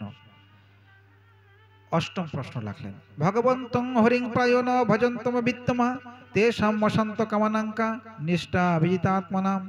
বলছেন, হে যোগীশ্বরগণ, আপনারা তো আত্মকামী, আত্মজ্ঞানী, ভগবানের পরম ভক্ত, অনুগ্রহ করে আমায় বলুন সেই ব্যক্তিগণের কি গতি হয় যাদের কামনা সকল শান্ত হয়নি, লৌকিক পারলৌকিক ভোগ লালসা নিবৃত্ত হয়নি, মন ও ইন্দ্রিয় সমূহ বশীভূত হয়নি, আর প্রায়শই ভগবানের ভজন কীর্তনে যুক্ত নন, যারা এরকম করে জীবন কাটিয়ে দিচ্ছে তাদের গতি কি হবে? এই কথার উত্তরে অষ্টম যোগীন্দ্র তিনি পরিষ্কার করে বললেন, য এষাং পুরুষং সাক্ষাদাত্ম প্রভমীশ্বরম ন ভজন্ত বজানন্তি স্থানং ভ্রষ্টা প্রতন্ততঃ। বলছেন, এরকম যারা ভগবানের ভজন না করে শুধু সংসার নিয়ে নিজেকে ভেবেই সংসার কাটিয়ে দিচ্ছেন, তাদের পতন অনিবার্য হবে, তাদেরকে অবশ্যই নরক যন্ত্রণা ভোগ করতে হবে। এরপরে নিমি রাজা শেষ প্রশ্ন রাখলেন, বলছেন কস্মিন কালে স ভগবান কিং বর্ণ কৃদিশু নিভি নাম নাবাকেন বিধিনা পূজ্যতে তদিহোচ্যতম। বলছেন, হে যোগীশ্বরগণ, আমার শেষ প্রশ্ন, আপনারা অনুগ্রহ করে বলুন, ভগবান কখন, কোন রং, কোন আকার ধারণ করেন, মানুষ কোন নামে কোন বিধিতে তাকে উপাসনা করে? সেই কথার উত্তরে করভাজন নামক যোগীন্দ্র তিনি বলছেন, কৃতং ত্রেতা দাপরং চ কলি নিত্যেষু কেশব নানা বর্ণাভিদাকারো নানাব বিধিনজ্জতে। বলছেন, আমাদের যুগ হলো 4টা, সত্য, ত্রেতা, দাপর, কলি। সত্য যুগে ভগবানের বর্ণ হলো শুক্ল বর্ণ, সত্যতে শ্রী বিষ্ণু শুক্ল বর্ণে। বলছেন ত্রেতায় রক্তবর্ণ রামচন্দ্র, আর বলছেন দাপরে শ্যামবর্ণ, আর কলিতে ভগবানের বর্ণ কৃষ্ণ বর্ণ। কিন্তু কৃষ্ণবর্ণ বলতে গিয়ে পরবর্তীকালে বলেছেন কি, কৃষ্ণবর্ণ তৃষা কৃষ্ণং সাঙ্গ পাশ্রাঙ্গ পার্শ্বদম যজ্ঞে সংকীর্তন পায়র্যটন্তি হি সুমেধস। বলছেন, সত্যযুগের ভগবানের বর্ণ শুক্লবর্ণ, আর ত্রেতায় রক্তবর্ণ, দাপরে শ্যামবর্ণ, কলিতে কৃষ্ণবর্ণ। কিন্তু কৃষ্ণবর্ণ হলেও কি হবে? তৃষা কৃষ্ণ, কৃষ্ণবর্ণটা ভেতরে থাকবে, বাইরে গৌরবর্ণ প্রকাশিত হয়ে যাবে। কৃষ্ণবর্ণ, কিন্তু সেই কৃষ্ণবর্ণটা ভেতরে থাকবে, তৃষা কৃষ্ণ ঢাকা হয়ে যাবে, বাইরে তার গৌরবর্ণ বেড়ে যাবে। যদ্যপি ভাগবতের যে অবতার লীলা, সেই অবতার তত্ত্বে মহাপ্রভুর কথা বলা হয়নি, কলিযুগের ভগবান যে মহাপ্রভু হবেন এ কথা বলা হয়নি। এজন্য অনেকে মনে করেন যে মহাপ্রভু ভগবান নন, কিন্তু এখানে ভাগবত স্বীকার করে নিলেন, সুন্দর করে বলছেন যে কলিযুগের যিনি ভগবান হবেন তিনি কৃষ্ণবর্ণের হলে কি হবে? কৃষ্ণবর্ণটা তৃষা কৃষ্ণ, ভেতরে লুকানো থাকবে, গৌরবর্ণ বেরিয়ে যাবে। তাহলে কাকে নির্দেশ করা হচ্ছে? গৌরহরি ভগবানকে। এবং বলে দিলেন যে সত্যযুগে ধ্যান তপস্যার দ্বারা ভগবানকে পাওয়া যাবে, ত্রেতা যুগে যাগযজ্ঞের দ্বারা পাওয়া যাবে, দাপর যুগে সেবা পূজার দ্বারা পাওয়া যাবে, কলিযুগে হরিনাম সংকীর্তনের দ্বারা সেই ভগবানকে পাওয়া যাবে। তাহলে কাকে নির্দেশ করা হলো? গৌরহরি ভগবানকে। যে সকল পাষণ্ড যারা মনে করেন যে গৌরহরি ভগবান নয়, সে একটা বিশেষ ক্ষমতা সম্পন্ন বিশেষ একজন মনীষী মহাপুরুষ, এরকম অনেকে মনে করেন, কিন্তু তাদের এই ভুলটা ভাগবত ভাঙিয়ে দিল।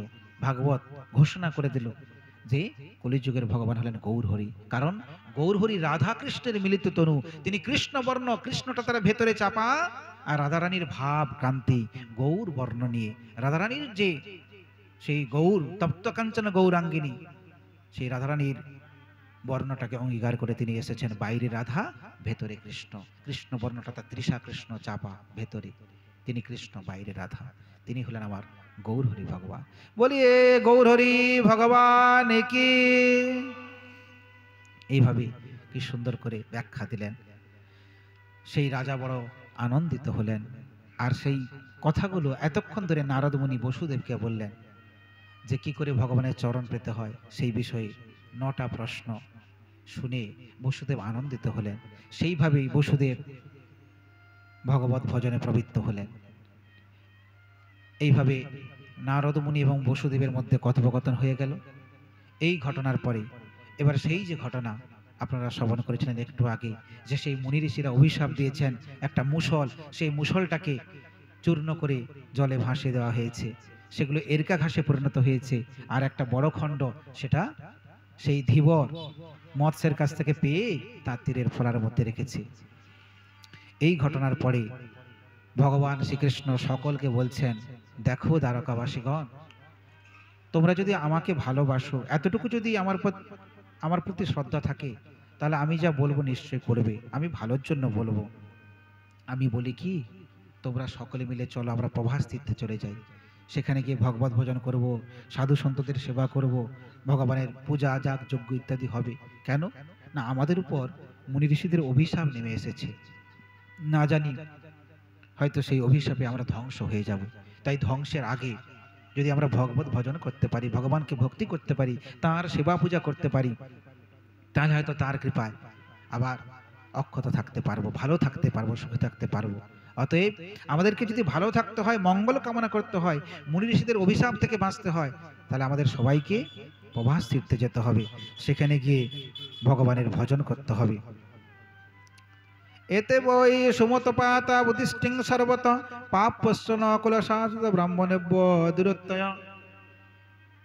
তাই ভগবানের এই কথা শুনে সমস্ত বয়োবৃদ্ধ তারা বললেন যে হ্যাঁ ঠিক, আপনি ঠিকই বলেছেন।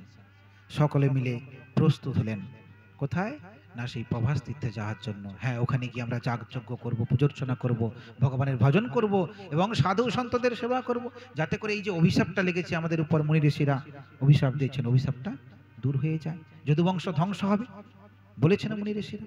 কিন্তু এটা ভগবত ইচ্ছাতেই হচ্ছে, ভগবান চেয়েছেন তার বংশটা ধ্বংস হোক। কেন, ওই বংশের সবাই এখন উচ্ছৃঙ্খল হয়েছেন, তাই ওই বংশকে ধ্বংস করে উদ্ধার করে, ধ্বংস শুধু নয় ভগবান উদ্ধার করে তবেই পৃথিবীর ভারটা কমিয়ে নেবেন।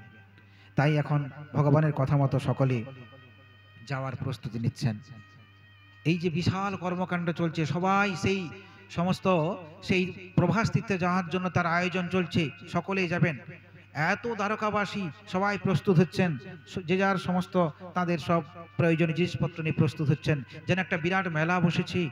কিন্তু এই মেলার এক কোণে নিবৃত্তে ভগবান বসে আছেন। তখন সেই ভগবানের কাছে ভগবানের এক প্রিয় ভক্ত, নাম তার উদ্ধব, তিনি পৌঁছে গেলেন।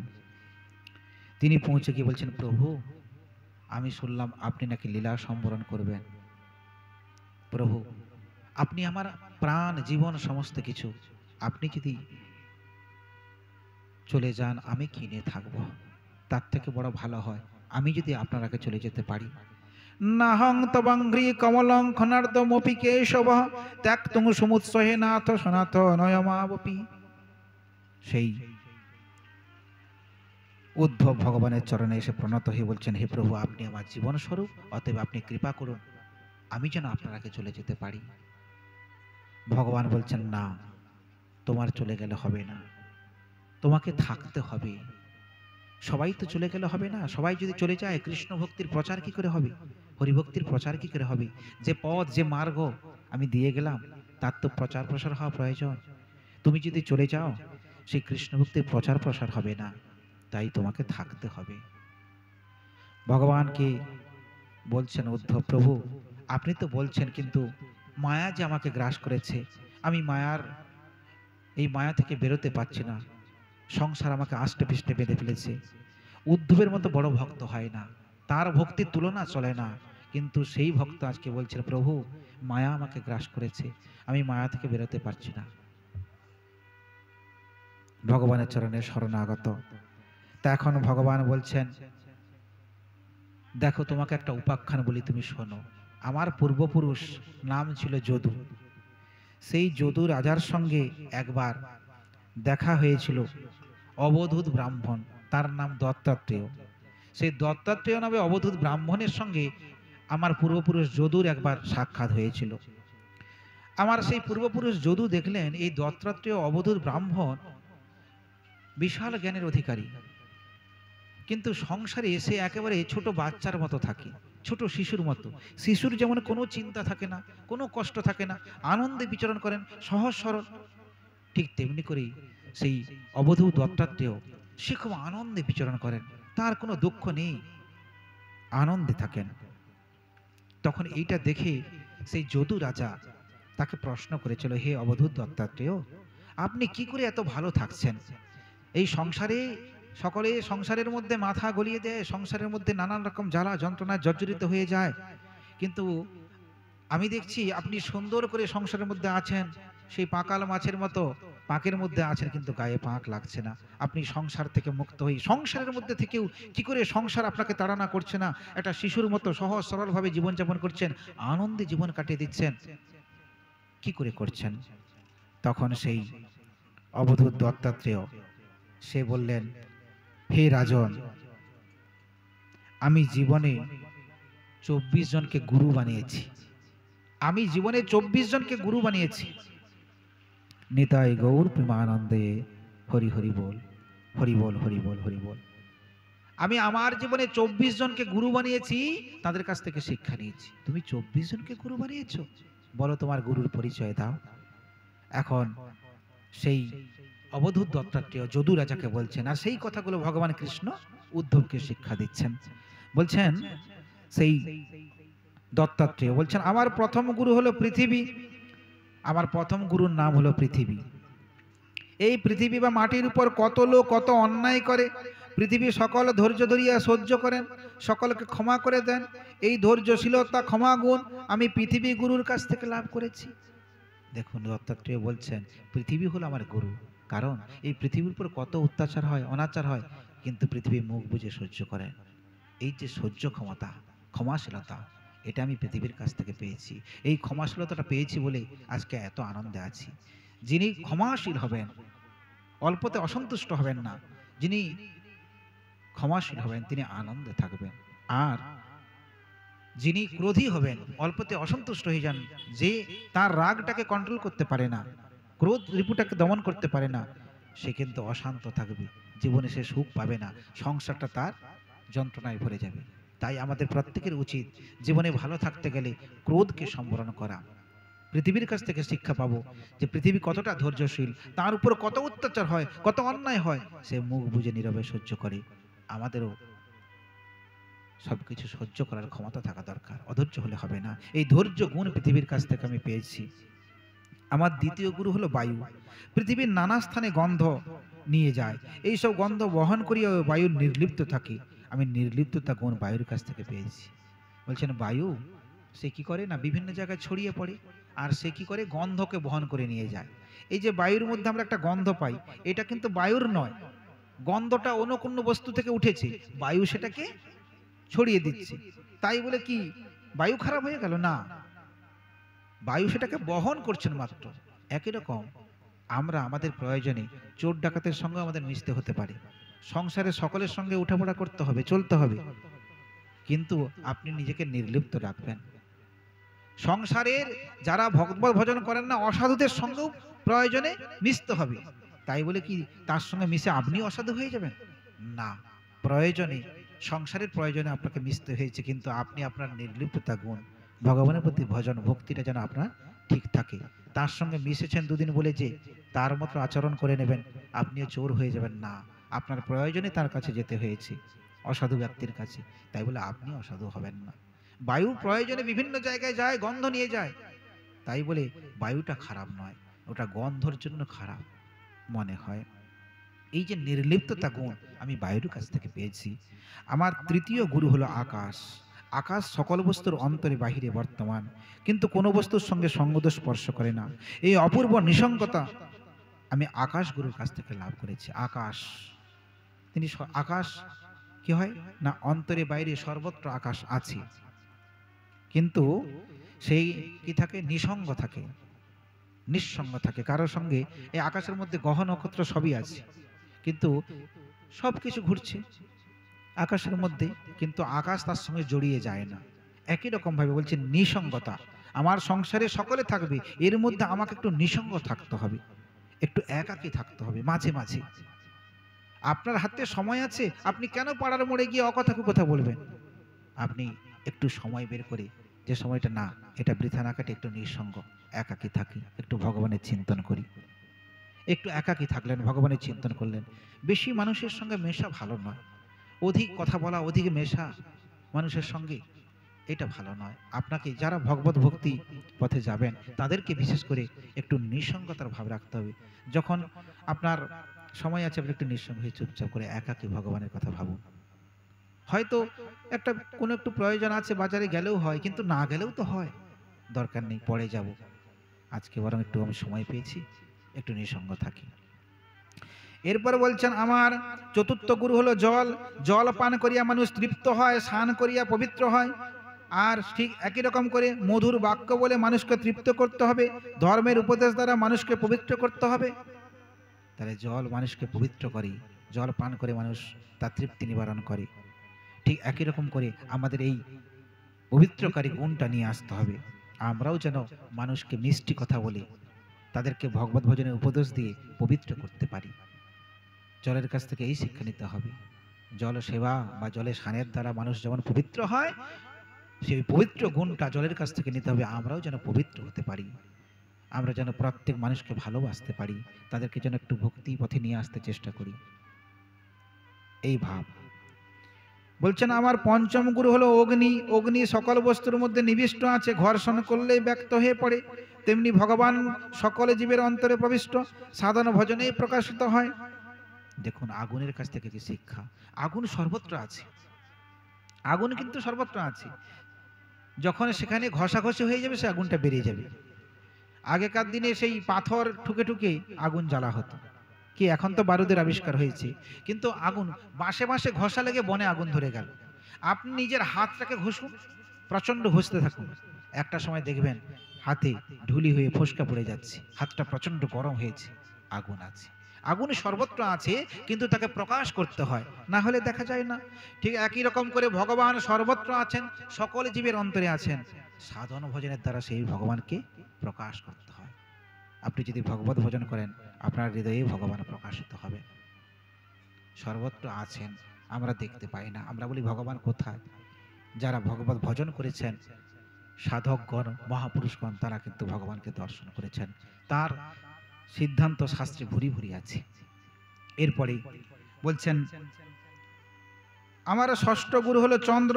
চন্দ্রের কলার হ্রাস বৃদ্ধি হয়, চন্দ্রের কোনো হ্রাস বৃদ্ধি হয় না। তেমনি করে আমাদের দেহের জন্ম, অস্তিত্ব, বৃদ্ধি, পরিবর্তন, অবক্ষয়, বার্ধক্য, নাশ, এই ছয়টি ভাব ঘটিয়ে থাকে। আত্মার কোনো পরিবর্তন হয় না। চন্দ্র দেবতা আকাশে উদিত হয়, কি সুন্দর করে জ্যোৎস্না আলো আমরা পেয়ে যাই পূর্ণিমার দিন। পূর্ণিমার পরে আস্তে আস্তে একটু একটু করে জ্যোৎস্নাটা কমে যাচ্ছে, এক ঘড়ি করে, অমাবস্যায় গিয়ে একেবারে অন্ধকার হয়ে গেল। তাহলে এই যে একটু একটু করে আলোটা কমে গেল, চন্দ্র কি ক্ষয়ে যাচ্ছে? চন্দ্র কি ক্ষয়ে গেল একবারে অমাবস্যা দিন অন্ধকার, চন্দ্র আর আকাশে নেই? না, চন্দ্র চন্দ্রই আছে। তার যে জ্যোতিটা, তার কলাটা, সেইটা আস্তে আস্তে কমে বাড়ে। চন্দ্র চন্দ্র, তার জ্যোতিটা, তার কলার হ্রাস বৃদ্ধি হয়, তার কোনো হ্রাস বৃদ্ধি হয় না, চন্দ্র চন্দ্রই আছে। একই রকম ভাবে আমাদের দেহটার হ্রাস বৃদ্ধি হয়। সেই শিশুবেলা শিশুকালে পেয়েছি, তারপর কৈশোর, তারপর যৌবন, তারপর বার্ধক্য, জরা ব্যাধি, দুঃখ, মৃত্যু দেহের হয়, কিন্তু ভেতরের আত্মার কোনো হয় না। আত্মা আত্মাই আছে, এই ভাব। চন্দ্রের কাছ থেকে শিক্ষা পেলাম, চন্দ্র আমার গুরু। আমার সপ্তম গুরু হলো সূর্য। কিরণ জলের দ্বারা পৃথিবীর রস আকর্ষণ করে, ভূমির উপর আবার বাড়ি বর্ষণ করে, শস্য শ্যামলা করে দেয়। সূর্য কি করে? প্রচন্ড কিরণের দ্বারা সমস্ত জলকণাকে শোষণ করে নেয়, বাষ্পীভূত হয়ে যায়। কিন্তু বাষ্পীভূত হলে কি হবে? সূর্য সেগুলো নিয়ে গিয়ে ঘুরে মেঘে পরিণত করে দেয়। মেঘে পরিণত করার পর সেগুলো থেকে আবার বৃষ্টি হয়ে যায়। যে নদী নালা খাল বিলে শুকিয়ে গিয়েছিল, সূর্য জল শোষণ করে নিয়েছিল, ঘুরে রিটার্ন আবার ফেরত দিয়ে দিচ্ছেন বৃষ্টি আকারে। ঠিক তেমনি করে বলছেন জীবনে যা তুমি আয় করবে, উপার্জন করবে, সেই উপার্জনের দ্বারা রিটার্ন দিতে শেখো। আমরা কেউ রিটার্ন দিতে শিখি না, আমরা শুধু উপার্জন করতে জানি, কিন্তু জগতের জন্য রিটার্ন আমরা দিতে জানি না। বলছেন না, শুধু আয় ইনকাম করলে হবে না, তার কিছু রিটার্ন দাও। যার জন্য তুমি যে পৃথিবীর উপর বাস করে, পৃথিবীর আলো বাতাস চন্দ্র সূর্য সকলের জন্য তো তুমি বেঁচে আছো। তাহলে তুমি বেঁচে আছো, তুমি উপার্জন করছো, ঘুরে রিটার্ন তাদের কিছু দাও। তোমার অর্জিত অর্থের দ্বারা সাধু বৈষ্ণবের সেবা হোক, ভক্তিপথে লাগুক, কিন্তু আমরা রিটার্ন দিতে জানি না, শুধু আরো দাও আরো দাও, বেশি করে সঞ্চয় করে যাই। না, এটা ঠিক নয়। সঞ্চয় নিশ্চয়ই আমরা করব, কিন্তু তার কিছু রিটার্ন জগৎকে দিতে হবে না? জগতের কল্যাণের জন্য আপনাকে আসতে হবে। আপনার জীবনে যদি 4টে রুটির প্রয়োজন হয়, কিন্তু আপনি 40টা রুটি রোজগার করছেন ডেলি, তাহলে আপনাকে ভাবতে হবে ভগবান কৃপা করে আপনার দ্বারা 40টা রুটি রোজগার করাচ্ছেন কেন? যাতে জগতের সেবায় লাগে। আপনার তো 4টা হলেই হয়ে যাবে, তাহলে আপনি 4টা রাখুন, বাকিটা জগতের কল্যাণে লাগান। আপনাকে ভগবান দিয়েছেন দুহাত ভরে, যাতে করে আপনার দ্বারা জগতের সেবা হয়। আমরা সেই শিক্ষা নেই না, আমরা নিজেরাই রেখে দিই জমা করে। বলছেন সূর্যের কাছ থেকে এই শিক্ষা নিতে হবে। সূর্য জলকণা গ্রহণ করে নেয়, রিটার্ন ফেরত দিয়ে দেয় বৃষ্টি আকারে, আবার শস্য শ্যামলা হয়ে যায় পৃথিবী। বলেন আমার অষ্টম গুরু হলো কপোত। কপোত কি করে? কপোত কপতি পাখি, তারা বাসায় বাস করে, তাদের বাচ্চা হয়। এই বাচ্চাগুলোর খাওয়ার জোগাড় করার জন্য তারা চলে যায়। এখন সেই বাচ্চাগুলোকে কপোত কপতিকে ধরার জন্য ব্যাধ কি করে ফাঁদ এড়ে দেয়, সেই ফাঁদে বাচ্চাগুলো আগে পড়ে যায়। আর সেই বাবা মা তারা দূর থেকে এসে খাবার নিয়ে এসে দেখে যে আমাদের বাচ্চাগুলো সেই ব্যাধের পাতা ফাঁদে পড়ে গিয়ে ছটফট করছে। এখন তারা চিন্তা করে, ও ব্যাধের ফাঁদে পড়েছে, আমরাও গেলে তো আমরাও পড়ে যাব।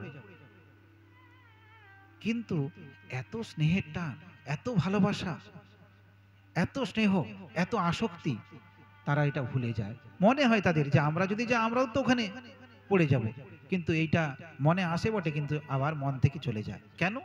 স্নেহ ভালোবাসা, এত টান, এত আসক্তি, তারা সেই বাচ্চাগুলোর কাছে চলে আসে। যখন আসলো তারাও ফাঁদে পড়ে গেল, আর ব্যাধ তাদের ধরে নিয়ে চলে যায়।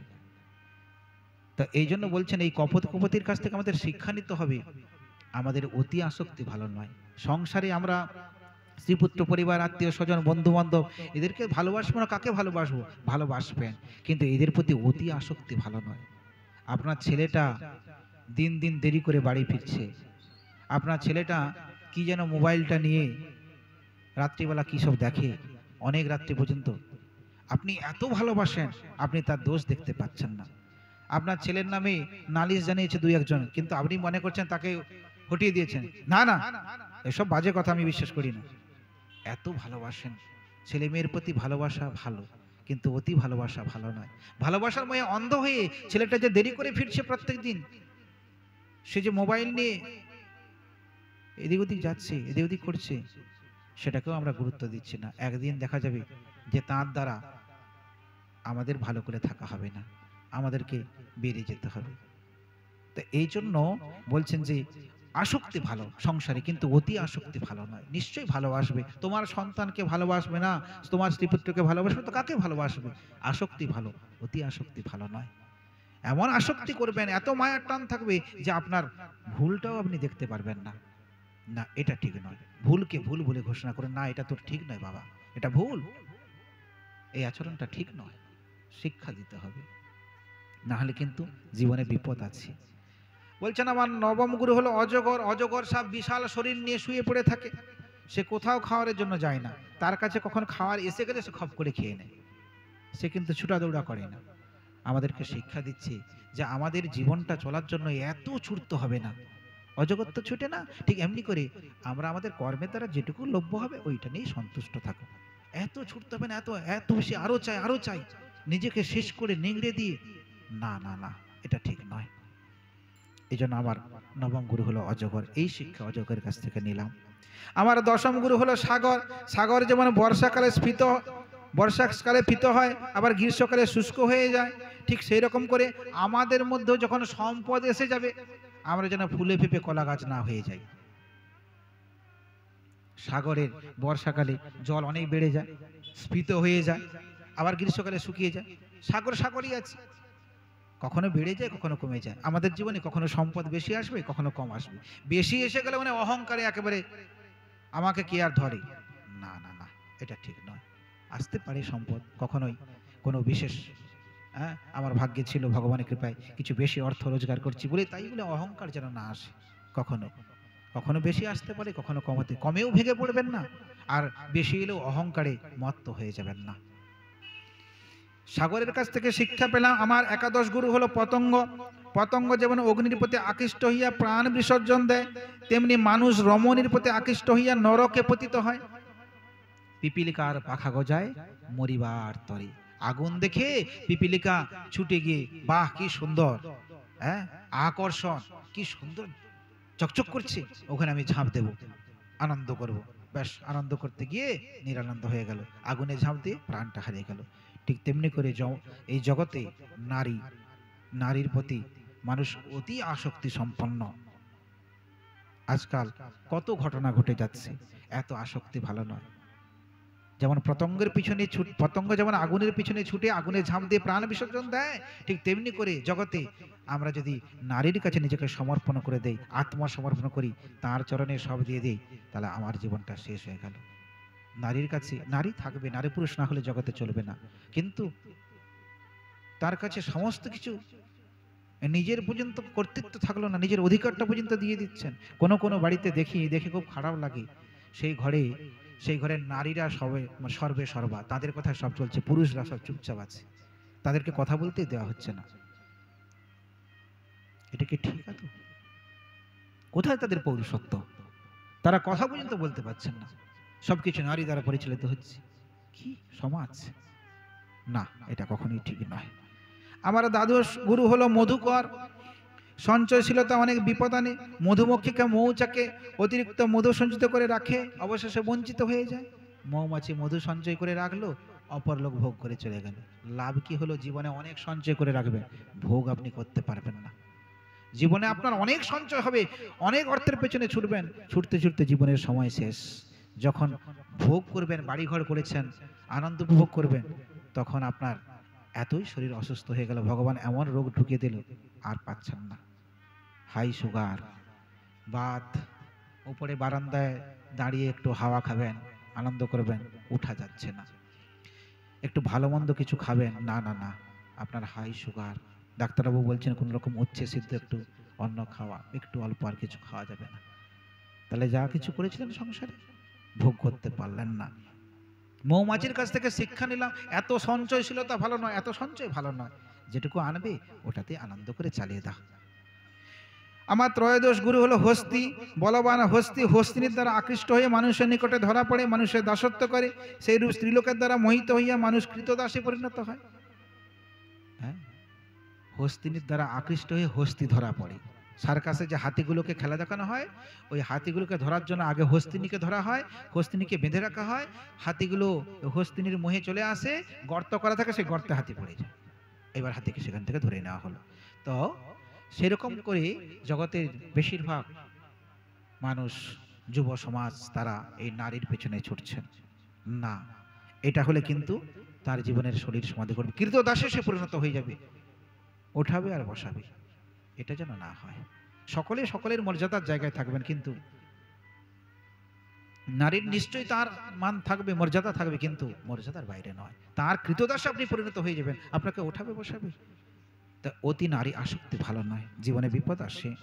এর বলছেন আমার চতুর্দশ গুরু হলো মধুহারি, বেদ মৌচাকের সঞ্চিত মধু আহরণ করে, সেই রূপ লোভী যক্ষবিত্ত মানুষের সঞ্চিত অর্থ অপরে ভোগ করে। আমরা শুধু অর্থ সঞ্চয় করে রাখলাম, সেই অর্থগুলো চোর, ডাকাত, উকিল তারা খেয়ে নিল। সঞ্চয়শীলতা ভালো নয়। আমরা সঞ্চয় করে রাখবো, আর সেই সঞ্চিত অর্থগুলো কি ডাক্তার নেবে, চোর, ডাকাত, উকিল তারা নেবে। তো এই জন্য এই শিক্ষা নিতে হবে। আমার পঞ্চদশ গুরু হলো হরিণ। হরিণ বাঁশির স্বরে আকৃষ্ট হইয়া ব্যাধের পাতা জলে বন্দী হয়, সেই রূপ অকিঞ্চিৎকর আপাত মধুর বিষয় আলাপে কর্ণের আসক্তি আত্মনাশের কারণ। সেই যখন হরিণগুলোকে ধরা হয়, সুন্দর করে বাঁশি বাজানো হয়, বাঁশির স্বরে হরিণগুলো ছুটে চলে আসে, ধরা পড়ে যায় ব্যাধের কাছে। একই রকম করে এই জগতে অনেক কুরুচিকর কথা চলবে, পাড়ার মোড়ে বসে অনেক আপত্তিকর কথা হবে সেখানে, কিন্তু আমাদের বেশি নেশা ওই সমস্ত কথায় আত্মনিয়োগ করা। কি হচ্ছে, কি হয়েছে, ও এই ঘটেছে, সেই কথা বেশি করে। এই কথা আত্মনাশের কারণ হবে। এই কথা বেশি, এই জগতের কথাগুলো শুনতে ভালো লাগে, আপাত দৃষ্টিতে বেশ মধুর বলে মনে হয়, কিন্তু এখানে আত্মনাশ হয়। আপনি জড়িয়ে গেলেন ওই সমস্ত কথা, ওই পরচর্চা, হ্যাঁ, পরনিন্দা, ওইসবে জড়িয়ে গেলেন, বেকার হয়ে গেল আপনার জীবন। তো ওইগুলো শুনতে মধুর হতে পারে, ওইগুলোর প্রতি আমাদের বেশি আসক্তি, কিন্তু না, ওখান থেকে দূরে থাকার চেষ্টা করবেন। সময় আছে, হরি কথা বলুন, দুজন ভক্তকে নিয়ে ভগবানের কথা আলোচনা করুন। আমার ষোড়শ গুরু হলো মৎস্য। মৎস্য খাদ্য দেব গ্রথিত বড়শি টোপ গিলিয়া জীবন বিসর্জন দেয়। মাছ কি করে না সুন্দর সেই খাওয়া খেয়ে নিল, ব্যাস জীবনটা বিসর্জন হয়ে গেল। ঠিক তেমনি করে আমাদের জিহা, আমাদের যে জিহা রসনা, এইটাকে আগে কন্ট্রোল করতে হয়। আরও ভালো চাই, আরও ভালো ভালো জগতের যে খাবার, ওখানে যত যাবেন তত নিজের জীবনটাই শেষ হবে। কেন না ওইগুলো আপনার ইন্দ্রিয়গুলোকে এমনভাবে পরিচালিত করবে, আপনাকে ভগবত ভজন করতে দেবে না, জগৎ সংসারে আপনাকে আকৃষ্ট করে রাখবে। আমরা বলি যে ভগবত ভজন করতে গেলে কি, অনেকেই প্রশ্ন করেন যে বাবা ভগবত ভজন করতে গেলে কে বলেছে যে খাওয়ারগুলোকে কন্ট্রোল করতে হবে, আমি যদি খেয়ে ভগবানের ভজন করি অসুবিধা কোথায়? না, পারবেন না। আপনি যে জড়জগতের যে বস্তুগুলো অধিক পরিমাণে খাচ্ছেন, খাওয়ার দ্বারা কি হয় শরীর প্রভাবিত হয়, ওগুলো কি রজগুণগুলোকে বাড়িয়ে দেয়, তমগুণকে বাড়িয়ে দেয় ওই সমস্ত খাদ্যদ্রব্য, তার দ্বারা ভগবত ভজন থেকে বিচ্যুত হয়ে যায়। তবে আমি বলবো প্রথমত আপনারা ভক্তিপথে আসুন, ভগবানের ভজন করুন। একসঙ্গে সমস্ত কিছু হয়তো পারবেন না, আস্তে আস্তে চেষ্টা করলে ভগবত ভজনের দ্বারা, হরিকথার দ্বারা, ভগবানের প্রসাদ সেবার দ্বারা ওই আসক্তিগুলো চলে যাবে। এক সময় শুদ্ধ চিত্তে ভগবানকে ডাকতে পারবেন। সেটা সময় হবে, সময় লাগবে, কিন্তু ওতে আসক্তি থাকলে কি হবে, সে জীবনের শেষ দিন পর্যন্ত আপনি ভোগ করতে পারছেন না, শরীর চাইছে না কিন্তু মন থেকে ইচ্ছা হচ্ছে আরো বেশি করে গ্রহণ করি, শরীর টিকছে না তাও। আর ওর দ্বারা শরীর এমন প্রভাবিত হয়, খাদ্য দ্বারা শরীর কিন্তু প্রভাবিত হয়, শরীরের রিপুগুলো প্রভাবিত হয়, তারা ভগবত ভজন থেকে দূরে চলে যায়। আমার সপ্তদশ গুরু হলো পিঙ্গলা। বলার তো সময় নেই, কারণ সময় অনেক কম, এরপর আরো কথা বলতে হবে। আমি এবার ছেড়ে চলে যাই। 24 জন গুরু এইরকম করে আমরা প্রায় 16 জন শুনলাম। আচ্ছা, সপ্তদশ গুরু হলো পিঙ্গলা বেশ্যা। সেই পিঙ্গলা বেশ্যা সে পরপুরুষের জন্য সঙ্গ করার জন্য বসে থাকে, কখনো পরপুরুষ আসবে। এক সময় দেখা যায় পরপুরুষ এলো না, কিন্তু তার মনে হলো যে আমি পরপুরুষের জন্য বসে থাকি, এই করে করে আমার জীবনটা শেষ হয়ে গেল, অনেক অর্থ টাকা রোজগার হলো কিন্তু জীবনটা শেষ হলো। আমার কখনো যদি আমরা আর কখনো তো কৃপা পাবো না, আর নরক যন্ত্রণা তো ভোগ করতে হবে। কখনো যদি আমার এই বাগিচায় যদি কোনো সাধু বৈষ্ণব আসতো, তার কৃপা পেতাম। এরকমও মাঝে মাঝে মনে করে কোনো বেশ্যা, কোনো পতিতা, তারাও মাঝে মাঝে মনে করে যে আমাদের জীবনটা ব্যর্থ হয়ে গেল, ভগবান আমাদেরকে কৃপা করে পাঠালো, আমরা কি করলাম, বেশ্যাগিরি করলাম, অনেক টাকা অর্থ রোজগার হয়েছে, কিন্তু আমাদের জীবনটা শেষ, আমাদেরকে তো সেই পাপের জন্য নরক যন্ত্রণা ভোগ করতে হবে। কৃপা করে যদি কোনো বৈষ্ণব আমাদেরকে বৈষ্ণব তো কৃপা করবে না, পতিতা আমরা। এক সময় তার মধ্যে বৈরাগ্য এসে যায়, সেও আস্তে আস্তে সবকিছু ছেড়ে ভগবত ভজন করতে লেগে যায়। ঠিক একই রকম করে সেই পিঙ্গলা বেশ্যার কথা চিন্তা করতে আমাদের চিন্তায় সারা রাত্রি জাগ্রত থাকিয়া বহু কষ্ট স্বীকার করে, অবশেষে চিন্তা ছাড়িয়া মনে মনে চিন্তা করে বৈষয়িক অবশ্যই দুঃখ, বাসনা ত্যাগে সুখ, সর্ব অন্তর্যামীকে স্বামিত্বে স্বীকার করে নেয় সেই বেশ্যা। একই রকম করে আমাদের মনে করতে হবে, বিষয় নিয়ে যত চিন্তা করব, আজকে এটা হবে, কালকে ওটা হবে, কালকে এরকম করতে হবে, এইভাবে বিষয় চিন্তায় যত থাকবো তত দুঃখই পাবো। বেশ্যাটা যতই পরপুরুষের চিন্তা করছিলেন, তত কি হলো, তার জীবনে আস্তে আস্তে করে দুঃখ এলো, অনুভব এসে গেল, না আর করব না, ভগবত ভজন করব। একই রকম করে আমাদের মধ্যে বৈষয়িক চিন্তার মধ্যে যত ডুবে থাকবো, তত নতুন নতুন কামনা বাসনা, সুখ জীবনে পাবো না। কিন্তু যখন মনে করব না এসব বিসর্জন দিয়ে ভগবানের চরণে যাব, তখন দেখবেন একটা আলাদা তৃপ্তি, আলাদা আনন্দ জীবনে পাচ্ছেন। বেশ্যার কাছ থেকে এই শিক্ষা বলছেন। আমার ঊনবিংশ গুরু হলো বালক। বালক মান অপমান শূন্য, ইন্দ্রিয় প্রভাব তার উপর থাকে না। বালক গুরু শিক্ষা দিল, ইন্দ্রিয় প্রভাবের উপরে উঠতে পারলে সুখ দুঃখ মান অপমান সর্বকার দ্বন্দ্বের অতীত হওয়া যায়। বালকের মধ্যে কোনো রকম তাকে, সে কি আর কোনো কিছু বোঝে? জগতের মান অপমান সম্পর্কে তার কোনো ধারণা নেই। ছোট বালক, শিশু, সরল, সে কি জগৎ সম্পর্কে জানে? আমাদের বালকের মতো হতে হবে মনটাকে, যাতে জগতের মান অপমান সম্পর্কে আমাদের যেন বিশেষ আকর্ষণ। কেউ যদি কিছু বলে দুটো কোটি কথা, আচ্ছা বলেছে বলেছে, তার মুখ আছে বলেছে, আমার মান অপমানের ভয় নেই আর মানেরও ভয় নেই। মান যদি আমাকে কেউ না দেয়, না তো না, ঠিক আছে। এই নয় যে আমি এসেছি আমাকে একটা আগে সুন্দর আসন করে বসিয়ে দিতে হবে, কেন বসলো না আমি রেগে গেলাম, না, ঠিক আছে, না দিয়েছে না দিয়েছে, মানও থাকবে না, অপমান বোধও তার থাকবে না। এই ভাবনা একটা বালকের মতো, এরকম ভাবনা যদি নিতে পারি তাহলে জীবনে শান্তি পাওয়া যাবে। আমার 20তম গুরু হলো কুমারী। বহু কঙ্কন থাকলে শব্দ হয়, একটা কঙ্কন থাকলে শব্দ হয় না। বহুজনের সঙ্গ করলে বিধাবাক্য কলহ উপস্থিত হয়, একাকী থাকলে ভালো হয়, ভগবত ভজন হয়। বলছেন সেই কুমারী কন্যা, সে হলো আমার গুরু। কুমারী কন্যার কাছ থেকে কি শিক্ষা নেব? না, কুমারী কন্যা সে যখন বাটনা বাটছিল, হাতে তার কঙ্কনগুলো পরা ছিল, অনেকগুলো কঙ্কন ঝনঝন ঝনঝন করছে, তার সেই বাটতে গিয়ে খুব অসুবিধা হচ্ছে, দূর এত শব্দ হচ্ছে, ভালো লাগছে না, সে কঙ্কনগুলো খুলে ফেললো, একটা করে কঙ্কনে পড়ে থাকলো, আর কোনো অসুবিধা নেই। একই রকম করে আমাদের বহুজনের সঙ্গ করতে নেই, বহুজনের সঙ্গ করলে শেষ হয়ে যাবে। হ্যাঁ, বেশি লোকের সঙ্গে মেশার প্রয়োজন নেই আপনার। এরপরে বলছেন আমার একবিংশতম গুরু হলো বাণ নির্মাতা। বাণ নির্মাতা, তিনি বাণ নির্মাণ করে যাচ্ছেন। বাণ নির্মাণ করা খুব কষ্ট কাজ। সেই বাণটা যখন নির্মাণ করবেন একনিবিষ্ট হয়ে নির্মাণ করতে হয়। বাণ নির্মাতা বাণ নির্মাণ করছেন, সামনে দিয়ে যে রাজা চলে যাচ্ছে ঢাক ঢোলে পিটিয়ে, ওদিকে খেয়াল করেননি কেন? ওদিকে খেয়াল করলে এটা কিন্তু ঠিক হবে না, নষ্ট হয়ে যাবে। ঠিক তেমনি করে ভগবত ভক্তির জন্য আমাদেরকে একাগ্র থাকতে হবে। এই একাগ্রতার শিক্ষা বাণ নির্মাতার কাছ থেকে। ভগবত ভজনে একাগ্র থাকতে হবে, যেন আমরা একাগ্র হয়ে ভজন করি, এক লক্ষ্যে, কোনোভাবেই মন যেন এদিক ওদিক না ধাবিত হয়, চেষ্টা করতে হবে। আমার দ্রাবিংশ গুরু হলো সর্প। সর্প একাকী বিচরণ করে, গৃহহীন, অথচ সাবধান। সাধু সাবধান, সাধু তো সাবধান থাকবে, সকলেই সাবধান থাকবেন। সাপ যেমন সে চলে যাচ্ছে একাকী, কিন্তু খুব সতর্ক, একটু খড়ক শব্দ করলে সঙ্গে সঙ্গে সে ফোনা উঠে যায়।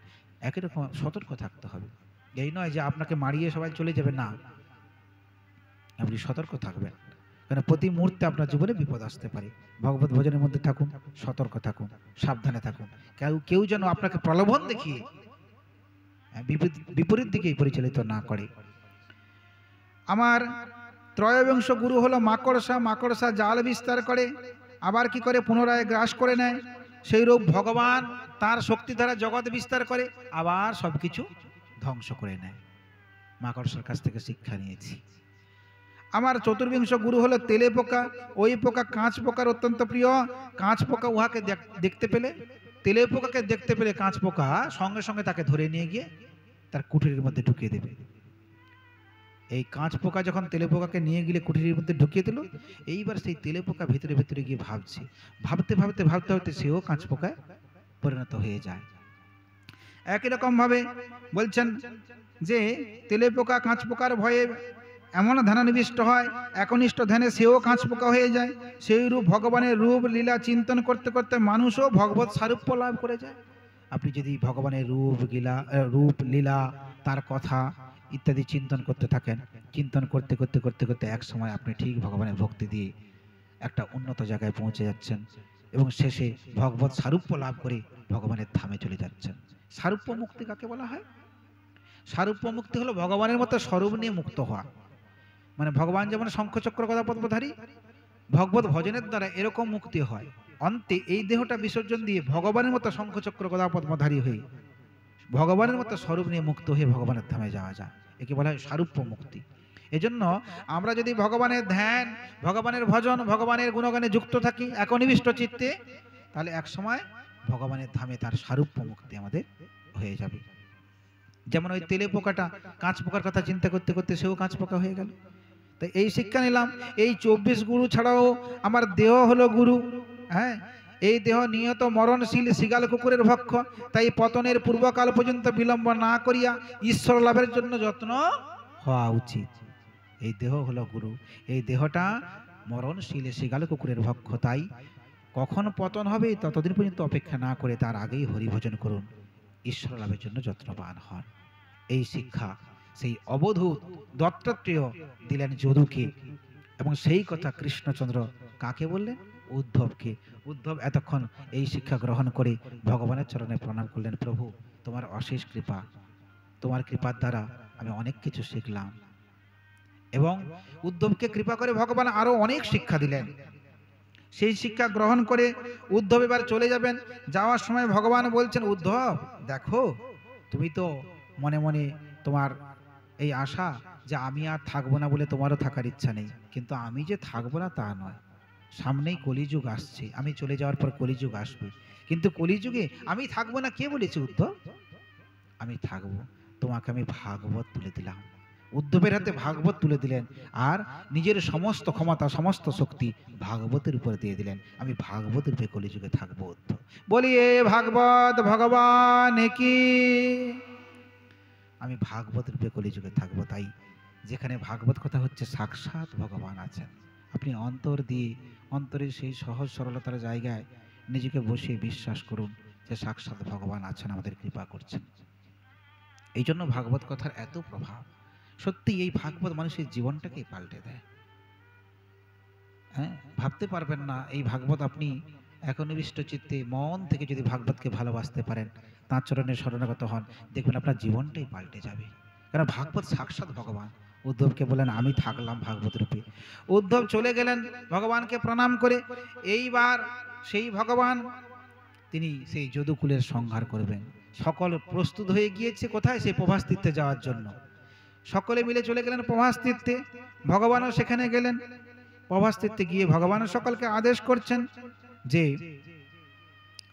ততস্মিন মহাপাপং পৌপময়ূরং মধু দিষ্ট বিভ্রংসিত ধীয় যতদ্রবৈ শ্রতে হেমতি। ভগবান সকলকে আদেশ করলেন তোমরা এখানে পূজার্চনা করো, যাগযজ্ঞ করো, তপস্যা করো, বৈষ্ণবদেরকে ভোজন দাও। যেমন যেমন ভগবান আদেশ করছেন সেরকম করে সকলেই সেখানে ভগবত ভজন শুরু করেছেন।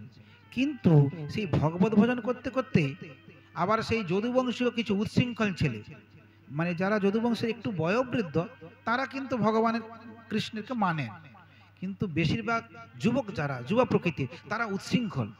সেই অত সুন্দর একটা মাঙ্গলিক অনুষ্ঠান হচ্ছে, সেই অনুষ্ঠানের ভেতরে তারা ময়ূরক নামক সুধা পান করলেন। এখানে ময়ূরক সুধা মানে ময়ূরক সুধা কি? সেটা হলো বিপেন বাবুর কারণ সুধা, সেই সুধা পান করলেন। এখানে ময়ূরক সুধা বলতে বিপেন বাবুর কারণ সুধাকে বলা হয়েছে মদ। এত ভালো একটা উৎসব চলছে, সেই উৎসবের ভেতরে তারা মজা করছেন মদ খেয়ে। দেখুন তাহলে কি অবস্থা। এই জন্য আজকাল যে কোনো উৎসব অনুষ্ঠান হলে দেখুন এখানে উৎসব চলছে, ফাঁকে বসে বসে হ্যাঁ সে নিয়ে গিয়ে মদ খাচ্ছে সেখানে। তো যদুবংশের ছেলেরা তারা ময়ূরক সুধা পান করলেন, মদ পান করলেন। মদ পান করে তারা মদোন্নত হয়ে গেলেন। তারা নিজেদের মধ্যে কথা কাটাকাটি শুরু হয়ে গেল। আর কথা কাটাকাটি হতে হতে হাতাহাতি হয়ে গেল। হাতাহাতি হতে হতে অস্ত্র শস্ত্র নিয়ে যুদ্ধ শুরু হয়ে গেল। অস্ত্র শস্ত্র যখন শেষ হয়ে গেল, সেই প্রভাস তীর্থে সেই যে এরকা ঘাসগুলো ছিল, সেই লোহার মুসল থেকে চূর্ণগুলো থেকে যে এরকা ঘাস, সেই তীর্থেই তো ছিল, সেই এরকা ঘাস তুলে নিজেদের মধ্যে যুদ্ধ শুরু করলো এবং অল্প সময়ের মধ্যে সকলেই সেই যুদ্ধে প্রাণ হারিয়ে ফেলল। তাহলে সেই যে অভিশাপ দিয়েছিলেন যে ওই লোহার মুসল দ্বারা বংশ ধ্বংস হবে, সত্যি তাই হলো। এখন এইভাবে সমস্ত যদুবংশ তারা এইভাবে ধ্বংস হয়ে গেল নিজেদের মধ্যে। যেমন বনে ঘষাঘষি লেগে আগুন জ্বলে যায়, বনটাই নষ্ট হয়ে যায়, একই রকম করে নিজেদের মধ্যে ঠোকাঠুকি করে তারা অস্ত্রশস্ত্র শেষে এরকা ঘাস তুলে নিজেদের মধ্যে যুদ্ধ করলো। সেই যুদ্ধে সবাই প্রাণ হারালেন। এখন বলরামজি তিনি দেখলেন যে আমার প্রভু কৃষ্ণের যাওয়ার সময় হয়েছে। স্বরে সুখীয় মানে সুভজ্য মানে সুধন্য শস্ত্রে সুখীয় মানে সুমুষ্টির জিয় হরের কাহা। বাণগুলো শেষ হয়ে যাওয়ার পর তারা সেই এরকা ঘাস তুলে যুদ্ধ করে নিজেদের মধ্যে শেষ করে ফেলল। এখন সেই বলরামজি রাম ও সমুদ্র বেলায়াং যোগমাস্তায়ং পৌরুষম তত্ত্যাজলোকং মনুষং সংযোজনামত্নি। বলরাম কি করলেন? কারণ সমুদ্রে চলে গেলেন, মানে ওই সমুদ্রে ডুব দিয়ে, সেই প্রভাস তীর্থের সমুদ্রে ডুব দিয়ে সে তার কারণ সমুদ্রে চলে গেলেন। কারণ সে কারণ সমুদ্র থেকেই তো এসেছিল, সে তো অনন্ত দেব, সে বলরাম রূপে এসেছিল। সে জলে ডুব দিয়ে প্রাণ বিসর্জন করলেন, সে তার ধামে চলে গেলেন। বলি বলরামজির স্বধাম গমন কি। এবার ভগবান শ্রীকৃষ্ণের পালা, তিনিও তার লীলা শেষ করবেন। তিনি একটি অশ্বত্থ বৃক্ষের তলায় বসলেন। এই দক্ষিণ জানুর উপর বাম চরণটা রেখেছেন, রেখে তিনি বসে আছেন। এবার লীলা সম্পন্ন করবেন। সমস্ত দেবতারা এলো, তার স্তব স্তুতি করলেন, শেষবারের মতো ভগবানকে দর্শন করলেন, ভগবানকে প্রণাম করে চলে গেলেন। এইবার ভগবান লীলা সম্পন্ন করবেন। ঠিক সেই সময় দূর থেকে এক ব্যাগ, সেই যে ব্যাগ, যে লোহার চূর্ণ, সেই যে চূর্ণগুলো নষ্ট হয়নি, একটা অখণ্ড থেকে গিয়েছিল, সেই অখণ্ড না এরই ভিতরে আরেকবার আরেকজন, সে হলো ভগবানের সারথি দারু, সে কিন্তু দেখা করতে এসেছিল ভগবানের সঙ্গে। সে যখন দেখা করতে এলো, ভগবান তাকে বলল দেখো সারথি, চোখের জল মোছো, প্রত্যেককেই তো যেতে হবে, তা আমি তোমাকে কৃপা করলাম, তুমিও আমার ধামে আসবে। তার আগে তোমার দায়িত্ব, তুমি ফিরে যাও। ফিরে গিয়ে এখনো সেই দ্বারকাতে আমার পিতামাতা গুরুজন কিছু তারা তো আছে, ওরা কিন্তু আসেনি দ্বারকা ছেড়ে, দ্বারকাতে আছে। তাদেরকে গিয়ে বলবে যে যদুবংশ ধ্বংস হয়েছে, আমরাও স্বধামে গমন করেছি। এখন সেই দারু ভগবানের এই কথা শুনে চোখের জল মুছতে মুছতে চলে গেলেন। গিয়ে সেখানে ভগবানের পিতা মাতা, সেই বসুদেব যশোদা, বসুদেব দেবকী সহ আরো যারা ছিলেন সকলে সেই সমস্ত কথা বললেন। তারা এই কথা শুনে সঙ্গে সঙ্গে মূর্ছা খেলেন এবং তাদেরও মৃত্যু হয়ে গেল। সবাই মারা গেলেন সেখানে এবং ভগবানের ধাম প্রাপ্ত হলেন। এখন ভগবান বসে আছেন। জরা নামে সেই ব্যাগ, যে সেই লোহার টুকরোটাকে, ধারালো লোহার টুকরোটাকে সে তার বানের মধ্যে সংযোজন করে রেখেছিল, সে দূর থেকে লক্ষ্য করলো একটা হরিণের মুখ। সেই মুখ লক্ষ্য করে দূর থেকে বাণটা নিক্ষেপ করে দিল। সেই বাণটা এসে ভগবানের চরণে বিদ্ধ হলো। আসলে সেটা হরিণের মুখ নয়, ভগবানের চরণ। বাম চরণটা এত সুন্দর, দূর থেকে মনে হচ্ছে হরিণের মুখ।